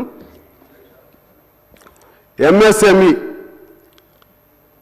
దేశంలో 80,000 ఉంటే, అంటే సూక్ష్మ పరిశ్రమలు మన రాష్ట్రంలో 10,000 మూతపడ్డాయి. నిర్మలా సీతారామన్ గారు 5 కోట్లు ఇస్తామని అన్నారు, ₹1 ఇవ్వలేదు. సెమీ కండక్టర్ మిషన్ ప్రాజెక్ట్ ఇస్తామన్నారు, ఇవ్వలేదు. గ్రామ పంచాయతీలకు మున్సిపాలిటీలకు 2,736 కోట్లు బకాయి ఉంది, వాళ్ళు ఇవ్వలేదు. 15th ఫైనాన్స్ ప్రకారంగా ఆరోగ్యానికి సంవత్సరానికి 624 కోట్లు మనకు రావాలి. 21 నుంచి 26 వరకు టోటల్గా 2,840 కోట్లు మనకు రావాలి. అదేవిధంగా గ్రామీణ సంస్థలకు గ్రామ పంచాయతీలకు 7,200 కోట్లు, పట్టణ మున్సిపాలిటీలకు 3,622 కోట్లు, ప్రకృతి వైపరీత్యాలకు 2,483 కోట్లు, ఇవన్నీ మనకు రావాలి అధ్యక్ష. అంటే ఓవరాల్గా 15 ఫైనాన్స్ ఈ మొత్తం కలిపితే 15,596 కోట్లు బకాయిలు మనకి 15 ఫైనాన్స్ వాళ్ళు ఇవ్వాలి. అదేవిధంగా వెనుకబడ్డ ప్రాంతాల గ్రాంట్లలో ఆరోగ్యానికి 624 కోట్లు అంటే నేను చదివినది. ప్రధానమంత్రి గ్రామీణ సడక్ యోజన కింద 255 కోట్లు, సెన్సస్కు 46 కోట్లు, జ్యుడిషియల్ 245 కోట్లు, ఉన్నత విద్యకు 129 కోట్లు, వ్యవసాయ అభివృద్ధికి 165 కోట్లు, స్పెసిఫిక్ గ్రాంట్ 2,362 కోట్లు, మొత్తం 5,386 కోట్లు వెనుకబడ్డ ప్రాంతాల గ్రాంట్కు రావాలి అధ్యక్ష. టోటల్గా 15 ఫైనాన్స్ కానీ ఇది కానీ కలిపితే 20,940 కోట్లు మనకు రావాలి. అదేవిధంగా జిఎస్టీ మన సిజిఎస్టీ మనకు రావాల్సింది 7 నన్ను మాట్లాడండి తర్వాత మాట్లాడండి. మనకు రావాల్సింది సిజిఎస్టీ 7,832 కోట్లు రావాలి అధ్యక్ష. 7,832 కోట్లు రావాలి. అంటే ప్రతి ఏప్రిల్ నెలలో విడుదల కావాలి. అది చివరి వరకు గడుపుతూ మార్చి వరకు ఇస్తానే ఉంటారు అధ్యక్ష. రైల్వే ప్రాజెక్టులు పట్ల వివక్షత, నీతి ఆయోగ్ సిఫార్సు, నీతి ఆయోగ్ మనకు సిఫార్సు చేసింది అధ్యక్ష. ఆనాడు టీఆర్ఎస్ ప్రభుత్వం ఉన్నప్పుడు భగీరథకు అది ప్రోగ్రెస్ దీని కింద 19,000 కోట్లు ఇవ్వాలని, మిషన్ కాకతీయకు 5,205 కోట్లు ఇవ్వాలని నీతి ఆయోగ్ సిఫార్సు చేసింది. అయితే నీతి ఆయోగ్ ఏదైనా ఆర్థిక సహాయం చేయాలంటే చేయలేదు కేంద్రం, వాళ్ళు చేసే సూచనలు మాత్రం పాటించలేదు అధ్యక్ష. అసెంబ్లీ స్థానాలు 119 రావాలి, మనకి 119, 153 రావాలి, అది కూడా మనకు చేయలేదు అధ్యక్ష. ఈ విధంగా అన్ని అంశాల్లో మనకి తీరని అన్యాయం కేంద్ర ప్రభుత్వం జరుగుతుంది. ఆ డబ్బులు మనకు రావాలని నేను కోరుతున్నాను. కేంద్రం డబ్బులు మనకు వస్తే మన వాటా మనకు రావాలి. ఇతర సహాయం కూడా మనకు చేస్తే కొంత మేరకు మనకి భారం తగ్గిద్దని నేను మీకు తెలియజేస్తున్నాను. ఒక్క నిమిషం అయిపోయింది, తర్వాత నీ ఇష్టం మాట్లాడు మిత్రులు. ఆఖరిగా పరిష్కారాలు దానికి సంబంధించి ఇంకా ఈ రాష్ట్ర ప్రభుత్వం ఆదాయాన్ని పెంచుకునే అవకాశం ఏ మేరకు ఉన్న ప్రయత్నం చేయాలి. ఒకటి 58, 59 జీవోల్ని మరలా అమలు చేయండి, దాని ద్వారా ఆదాయం వస్తుంది. సింగరేణి ప్రాంతాల్లో 76 జీవో ఉంది, అది ఆగింది, అమలు చేయండి, దాని ద్వారా ఆదాయం వస్తుంది. ఇనాం జాగీర్దార్ భూములను క్రమబద్ధీకరించండి, దాని ద్వారా ఆదాయం వస్తుంది. ఎల్ఆర్ఎస్ను కాలపరిమితి లేకుండా ఇప్పుడు వరకు అమల్లోకి తీసుకొచ్చి 20 వరకు ఉంది దాని మీద క్యాప్, అది తీసేయండి, ఇప్పుడు వరకు తీసుకురండి, దాని ద్వారా ఆదాయం వస్తుంది. అసైన్ భూములను క్రమబద్ధీకరించండి, దాని ద్వారా ఆదాయం వస్తుంది. ల్యాండ్ మాఫియా, చెరువులు కబ్జాలు గురైన వాటిని విడిపించండి, దాన్ని ఏదన్నా పేదవాడికి అవకాశం ఉంటే ఇవ్వండి, లేకపోతే ఏదైనా దాన్ని కిరాయికి ఇవ్వండి, ఆ విధంగా ఆదాయం సంపాదించండి. అదేవిధంగా పేదవాడు వేసుకున్నటువంటి గుడిసెలు వేసుకున్నటువంటి అబ్దుల్లాపూర్ మేట్, వరంగల్, హనుమకొండ, చేవెళ్ళ, మేడ్చల్, రంగారెడ్డి, నాకు తెలిసి కొన్ని చెప్తున్నాను, ఇంకా అనేక చోట్ల ఉన్నాయి. వాళ్ళందరికీ పట్టాలు ఇవ్వండి, ఖర్చు లేని పని, ప్రభుత్వానికి మంచి పేరు వస్తుంది. అదేవిధంగా సింగరేణి జీవో 22 అది అమలు చేయండి. దాదాపు 30,000 మంది సింగరేణి కాంట్రాక్ట్ కార్మికులకు అది మీ ప్రభుత్వానికి భారం కాదు, అది భారం ఎవరికంటే సింగరేణి, అది ఇవ్వాలి. కోర్టు చెప్పిన తీర్పు అది ఇస్తే మినిమం కనీస వేతనం వస్తుంది, మీకు మంచి పేరు వస్తుంది. ఆర్టిజాన్ ఉద్యోగులకి వాళ్ళ డిజిగ్నేషన్ మార్చండి, ఖర్చు తక్కువ, మీకు మంచి పేరు వస్తుంది. ఆర్టీసీ, ఆటో బీమా ప్రభాకర్ గారి మధ్య సమస్య పరిష్కారం చేశారు, ధన్యవాదాలు. ఆర్టీసీని కూడా సమస్య పరిష్కారం చేయమని నేను కోరుతా ఉన్నాను. అదేవిధంగా హోమ్ గార్డ్, మెడికల్, ఇంకా అసంఘటిత రంగం ఇటువంటి వాళ్ళకి కనీస వేతనం అమలు చేయండి. దాన్ని అమలు చేసే క్రమంలో ఆయా వాళ్ళు పనిచేసే కంపెనీల నుంచే వసూలు చేయండి, ఇప్పుడు ఎందుకంటే భవన నిర్మాణం ఉంది, భవన నిర్మాణానికి పనికొచ్చేటువంటి సిమెంటు లేకపోతే ఐరన్ ఆ కంపెనీలు వాళ్ళ నుంచి సెస్ కొంత వసూలు చేస్తారు అధ్యక్ష. ఆ సెస్నే సంక్షేమ బోర్డుగా ఏర్పాటు చేసి దానిలో నుంచి వచ్చింది వాళ్ళకి ఇస్తున్నారు. అలాగే ఆటో వాళ్ళకు సంక్షేమ బోర్డు, హమాలీలకి, ఈ కాంట్రాక్ట్ కార్మికులకు ఈ విధంగా సంక్షేమ బోర్డులు ఏర్పాటు చేస్తే ప్రభుత్వానికి ఖర్చు లేకుండా ఆయా ఆ కార్మికులకు ఉపాధి కల్పించేటువంటి సంస్థలు, కార్పొరేట్లు లేకపోతే వాళ్ళ నుంచి కొద్దిగా సెస్ వసూలు చేస్తే తద్వారా వాళ్ళ ఖర్చు కలిసి వస్తుంది. అదేవిధంగా కొద్దిమంది కాంట్రాక్టులు ఏమైనా బాధపడతారేమో కానీ లక్షలాది మంది దీంతో బాగుంటారు. అలాగే ఎస్సీ ఎస్టీ సప్లాన్ అమలు చేయండి. గిరిజన బీసీ ఎస్సీ పిల్లల హాస్టల్స్కు ఫుడ్ ఇటువంటి జాగ్రత్తగానే జరుగుతుంది. కానీ ఎక్కడో మొన్న ఈ మధ్య పిల్లలకి కాస్త పాయిజనస్ ఇదైంది. అటువంటి లేకుండా జాగ్రత్తలు తీసుకోండి. విద్యా ప్రమాణాలను పెంచండి. ఆ విధంగా అదేవిధంగా ముఖ్యంగా హెల్త్కు సంబంధించి 100% హెల్త్ ఇన్సూరెన్స్ పెట్టండి. మీకేం భారం రాదు. అందరికీ నిజంగా కొంతమంది జాగ్రత్తగా ఉండి హెల్త్ ఇన్సూరెన్స్ కట్టుకునే వాళ్ళు కార్పొరేట్ వైద్యం తీసుకుంటున్నారు. మాకు తెలిసిన మా పార్టీ పిల్లలు అంటే అది మీరే చేయండి. అమెరికా లాంటి దేశంలో మొత్తం 100% హెల్త్ ఇన్సూరెన్స్ ఉంటుంది. అటువంటి హెల్త్ ఇన్సూరెన్స్ పెట్టండి. ఆ విధంగా చేయండి. మంచి పేరు వస్తుంది మీకు. మీరు 5 ఏళ్ళ కాలం చక్కగా ఉండాలని నేను కోరుకుంటున్నాను. మీ మిత్రుడిగా మీరు బాగుండాలని నేను కోరుకుంటూ మీ ప్రభుత్వం బాగుండాలి, ప్రజలు బాగుండాలి. ప్రజలు మళ్ళీ మమ్మల్ని మీరు మంచి పని చేయలేదు మమ్మల్ని తిట్టకూడదు. ప్రజలకి మేము కూడా భరోసా ఇచ్చే విధంగా ఉండాలని కోరుకుంటూ అధ్యక్ష సమయం ఎక్కువ ఇచ్చినందుకు మీకు నా హృదయపూర్వక ధన్యవాదాలు. థ్యాంక్ యూ అధ్యక్ష. చాలా సత్యదూరం సాంబశివరావు గారు కేంద్ర అంశంలో మాట్లాడడం చాలా బాధాకరం. వారికి లెఫ్ట్ పార్టీలో గతంలో వారికి అనుభవం ఉన్నది. ఎప్పుడు కూడా కాంగ్రెస్ అధికారం ఉన్న రోజు కూడా వారు తిట్టిన రోజులు ఉన్నాయి. ఈరోజు మిత్రపక్షంగా ఉన్నారు కాబట్టి బహుశా వారికి ప్రైజ్ చేయాలన్న ఒక ఆలోచన ఉంటే చేసుకోండి, మాకు అబ్జెక్షన్ లేదు. మీరు కాంగ్రెస్ పార్టీతోటి ఈరోజు అలయన్స్లో ఉన్నారు కాబట్టి మీకు వాళ్ళు టికెట్ ఇచ్చినానో ఎమ్మెల్సీ టికెట్ ఇచ్చినానో మీకు ఉన్నటువంటి బంధుత్వాలలో మీరు ఏ రకంగా వారిని అప్రిషియేట్ చేసినా ప్రైజ్ చేసినా మాకు బాధ లేదు. కానీ సత్యదూరమైనటువంటి అంశాలు మరి కేంద్ర అంశంలో అధ్యక్ష వారు చెప్తున్న మాట మీరు బయటగా వస్తు వినట్టున్నది. తెలంగాణ ప్రయోజనాలకు సంబంధించి రాష్ట్రాల కూటమైన కేంద్రం ఏమి ఇవ్వాలి, ఇచ్చే బాధ్యత ఏందని చెప్తా ఉన్నారు.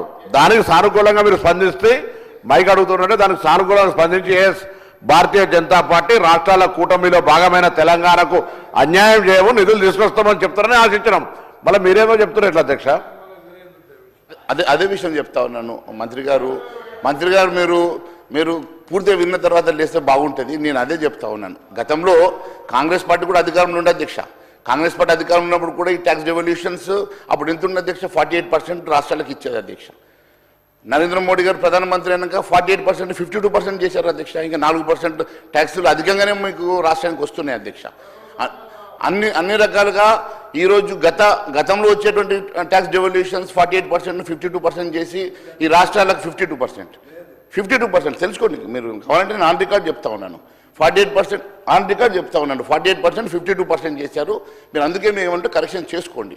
ఈరోజు రాష్ట్రానికి 52% ట్యాక్స్ డెవల్యూషన్స్ ఇవ్వడమే కాకుండా ఈరోజు కేంద్ర ప్రభుత్వం అదొకటే కాకుండా మీరు రైల్వే అన్నారు. నేను చెప్తా నేను మాట్లాడండి. నేను వినండి. సో ఈరోజు ఏదన్నా ఇష్యూ ఉంటే మీరు దాన్ని క్లారిఫికేషన్ చేసుకోండి. నేను చెప్తా ఉన్నాను ఆన్ రికార్డ్. 48% నుంచి 52% ట్యాక్స్ డెవల్యూషన్ని పెంచినటువంటిది భారతీయ జనతా పార్టీ నరేంద్ర మోడీ గారి ప్రభుత్వం. అంతేకాదు అధ్యక్ష, రైల్వే విషయంలో కానీ ఇతర విషయాల్లో కూడా చెప్తా ఉన్నాను కదా. రైల్వే ఇష్యూలలో కూడా ఈ రాష్ట్రంలో మొన్న ఆదిలాబాద్ నుంచి హైదరాబాద్కి కొత్త రైల్వేని కూడా శాంక్షన్ చేస్తూ సర్వే నడుస్తూ ఉన్నది. ఈరోజు దాదాపు 7 లక్షల కోట్ల రూపాయలు ఆన్గోయింగ్ ప్రాజెక్ట్స్ ఈ రాష్ట్రంలో గత 10 సంవత్సరాల్లో కేంద్ర ప్రభుత్వం ఇచ్చినటువంటి అనేకమైనటువంటి అంశాల మీద గతంలో కూడా నేను అసెంబ్లీలో ఆన్ రికార్డ్స్ మాట్లాడాను, ఇప్పుడు కూడా మాట్లాడాను. ఇప్పుడు డీలిమిటేషన్ విషయంలో కూడా సత్యదూరమైనటువంటి అంశాలు మాట్లాడుతూ ఉన్నారు. దాని మీద కావాలంటే చర్చకు పెట్టండి, షార్ట్ డిస్కషన్ పెట్టండి, మాట్లాడదాం. ఆ రోజు కేంద్ర ప్రభుత్వం చాలా స్పష్టంగా చెప్పింది. మీరేదో అనుకుని అక్కడ పాపులేషన్ రకంగా అవుతుంది, ఇక్కడికి వచ్చేసరికి రేషియో ప్రకారం అట్లెందుకు అవుతుంది? దేశవ్యాప్తంగా ఒకటే చట్టం ఉంటుంది, దేశవ్యాప్తంగా ఒకటే రకంగా ఉంటుంది. చాలా స్పష్టంగా అమిత్ షా గారు కూడా చెప్పారు. ఎట్టి పరిస్థితుల్లో మరి సదరన్ పార్ట్స్ ఆఫ్ ఎక్కున్నది సత్యదూరం. ఎందుకంటే దేశవ్యాప్తంగా ఒక తీరు లేదు. ఉత్తరాది రాష్ట్రాలకు ఖచ్చితంగా పక్షపాతం ఉన్నది. అంతెందుకు వాళ్ళ మిత్రపక్షంగా ఉన్నటువంటి ఆంధ్రప్రదేశ్కి ఇస్తున్న నిధులు ఎంత, తెలంగాణకు వీళ్ళను అడుగుతున్న దానికి కనీసం పౌరుషానికి వచ్చి తెలంగాణకు ఇవ్వాల్సిందని నాయకత్వాన్ని అడగాల్సింది పోయి సమర్థించుకోవడం ఎట్లా అధ్యక్ష? మీకు కూడా ప్రత్యక్షంగా పత్రికల్లో చూస్తూ ఉన్నారు, వాస్తవాలు చూస్తూ ఉన్నారు. ఆంధ్రప్రదేశ్లో ఆ ప్రభుత్వం లేకపోతే కేంద్ర ప్రభుత్వం ఉండదు కావచ్చు అని ఏం అడుగుతే అది ఇస్తూ ఉన్నారు. ఇక్కడ అడుగుతూ ఉన్నాం. గౌరవ ముఖ్యమంత్రి గారు మంత్రులు అనేక సందర్భాల మంత్రులు కలుస్తూ ఉన్నారు. మేము ఎవరి జేబుల నుంచో ఏమని అడుగుతున్నాము. ఉత్తరాదికి వివక్ష తప్పకుండా ఉత్తరాది ఎన్నికలు ఉన్న రాష్ట్రాల్లో ఏ విధంగా కార్యక్రమాలు జరుగుతున్నాయి. ఒక రైలు ఇచ్చి మేము బాగా రైలు ఇచ్చినాం అంటే అరే రైలు కాదు, తెలంగాణకి ఇలా తప్పకుండా అవసరం ఉన్నది. తెలంగాణకు అభివృద్ధికి నిధులు కావాల్సిన అవసరం ఉన్నది. గ్రామీణ ప్రాంతాల అభివృద్ధికి సంబంధించినటువంటి అవసరం ఉన్నది.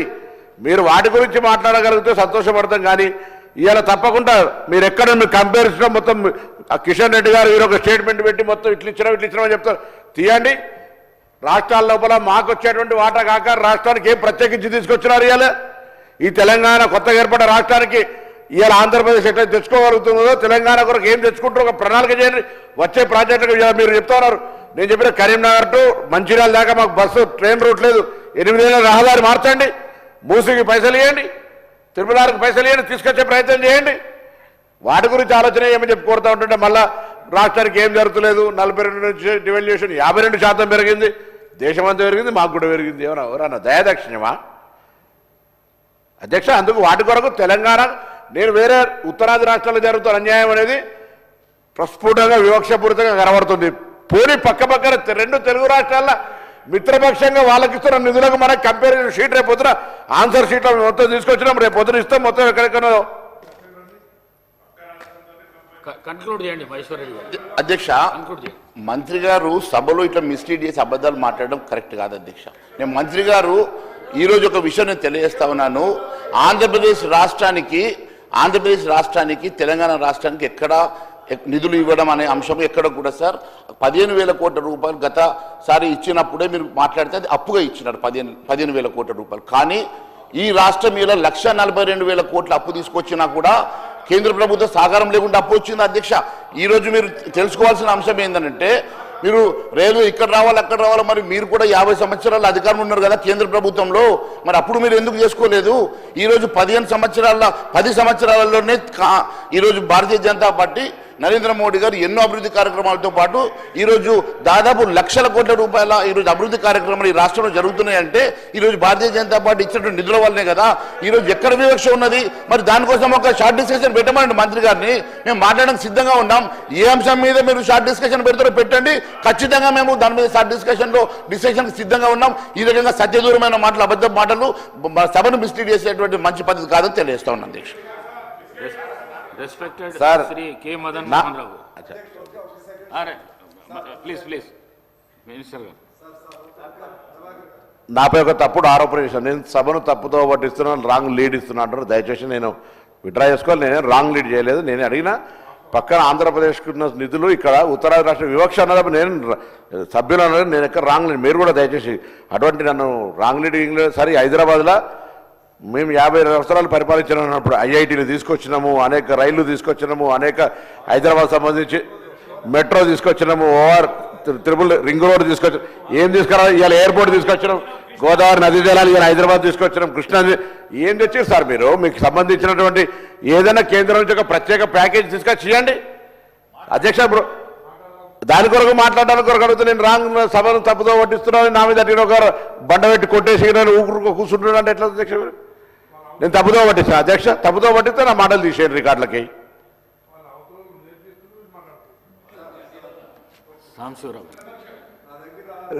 Report of the 15th finance commission for 21-26 కాగితం సార్. దీనిలో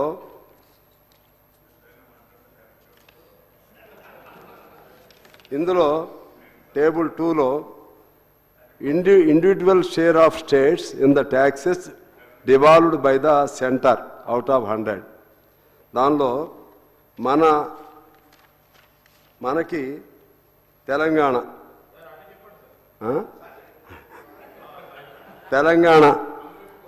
అంతకుముందు సార్ 2.437 ఉండేది. తర్వాత ఇప్పుడు 2.133 ఉంటుంది. వచ్చే సంవత్సరం 2.102.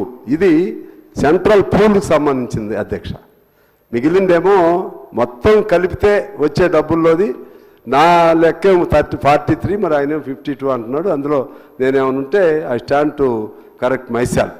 కానీ ఇది మాత్రం పక్కా, ఇది మనకి ట్యాక్స్ డెవల్యూషన్ సంబంధించి 15 ఫైనాన్స్ కమిషన్ ఇచ్చింది. ఇది కాగితం అక్షరాల అఫీషియల్ రిపోర్ట్ నా దగ్గర ఉంది. క్లారిఫికేషన్ సార్, ఇప్పుడు మన రెవెన్యూని బట్టి ఆ పర్సంటేజ్ వస్తుంది. కానీ 48% అండి, 100% 48% నుంచి 52%కి ట్యాక్స్ డెవల్యూషన్ పెంచి ఈరోజు 4% రాష్ట్రాలకు అధికంగా ఇస్తున్నది.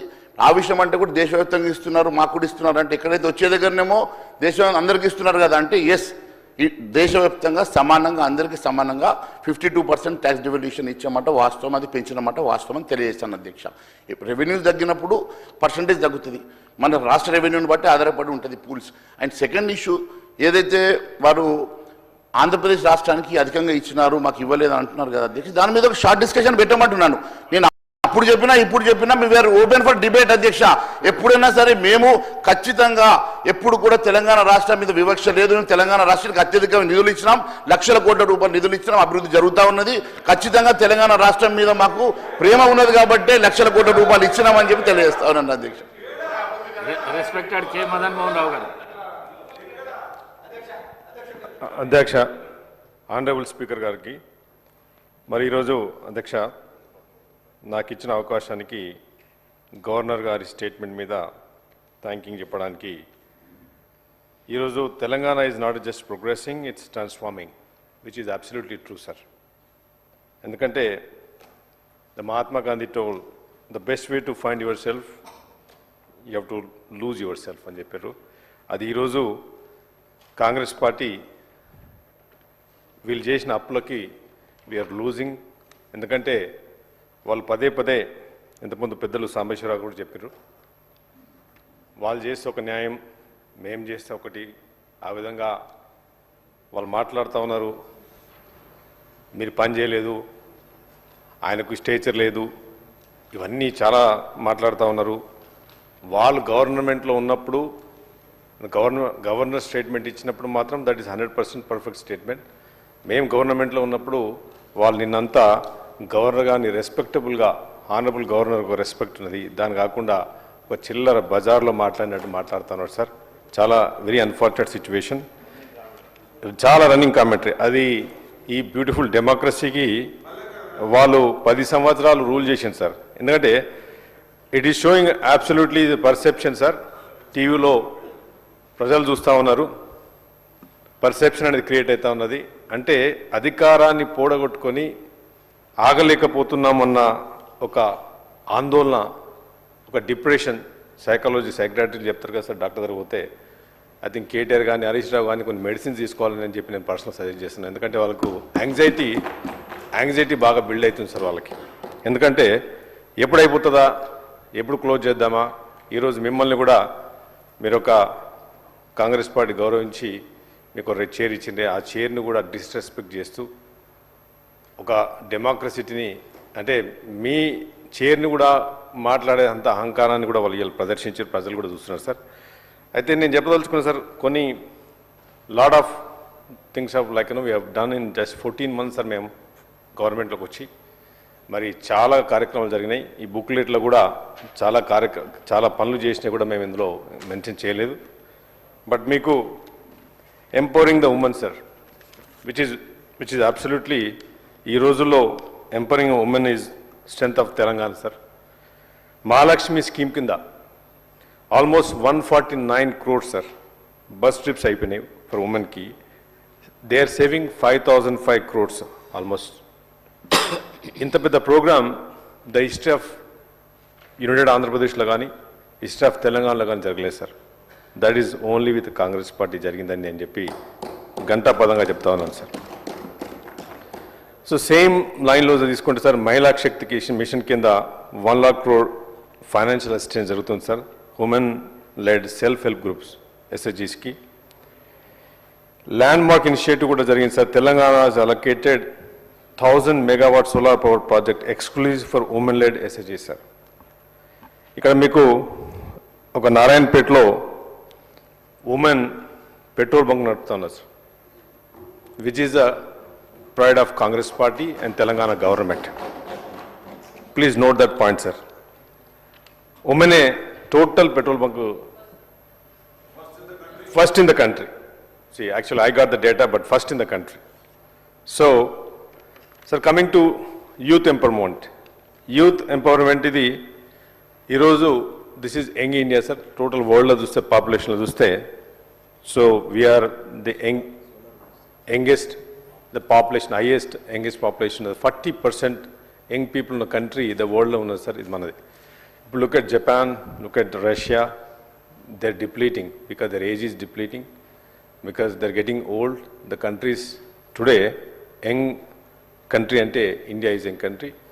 మరి దానిలో తెలంగాణలో మీరు ఐటీఐస్ ఉండే సార్ ఒకప్పుడు, కాలం చెల్లిన ఐటీఐస్ అవి. ఎందుకంటే ఈరోజు technology the emerging technologies are going up, globalization is happening. So the world become a flat. World అనేది ఒక ఫ్లాట్ అయిపోయింది, లెవెల్ ఫ్లేయింగ్ ఫీల్డ్ తయారైంది సార్. ఈరోజు రూరల్ ఉన్న వాళ్ళకి కూడా మనం మరి ఏటీసీస్ అని అడ్వాన్స్ టెక్నాలజీ సెంటర్స్, అసలు ఎప్పుడన్నా ఈ టీఆర్ఎస్ వాళ్ళు ఊహించుకున్నారా సార్? అసలు any time imagine advance technology centre it's going to every కాన్స్టిట్యూన్సీకి వస్తున్నది, which is again one more feather in the cap sir. అది కాంగ్రెస్ పార్టీ. సార్ ఐటీ అని మాట్లాడతారు సార్ కేటీఆర్, చాలాసార్లు మాట్లాడాడు. 10 yearsలో ఐటీ గురించి మాట్లాడుతూ ఉన్నాడు. ఒక ఎగ్జాంపుల్ చెప్తాను సార్, ప్రజలు చూస్తూ ఉన్నారు. 10 సంవత్సరాల్లో టెక్నాలజీ డెవలప్ చేసినాము 100% సార్. గ్లోబలైజేషన్ ఈజ్ హ్యాపెనింగ్, మొత్తం world is becoming technology. Now artificial intelligence coming. వెస్ట్లో మనం డెవలప్ అయింది, హైదరాబాద్ డెవలప్ అయింది. అదేదో టీఆర్ఎస్ వచ్చి కేసీఆర్ వచ్చి కేటీఆర్ వచ్చి డెవలప్మెంట్ కాదు sir, it's part of the government. అప్పుడు ఆ రోజు ఇన్ఫ్రాస్ట్రక్చర్ రింగ్ రోడ్ అనేది రాజశేఖర రెడ్డి గారు ఉన్నప్పుడు, కాంగ్రెస్ పార్టీ ఉన్నప్పుడు జరిగింది సార్. ఆ రోజు వైఎస్ఆర్ గారు, ఆ రోజు ఎయిర్పోర్ట్ వైఎస్ఆర్ గారితో జరిగింది. ఆ పార్ట్ ఆఫ్ లో డెవలప్మెంట్ అయింది.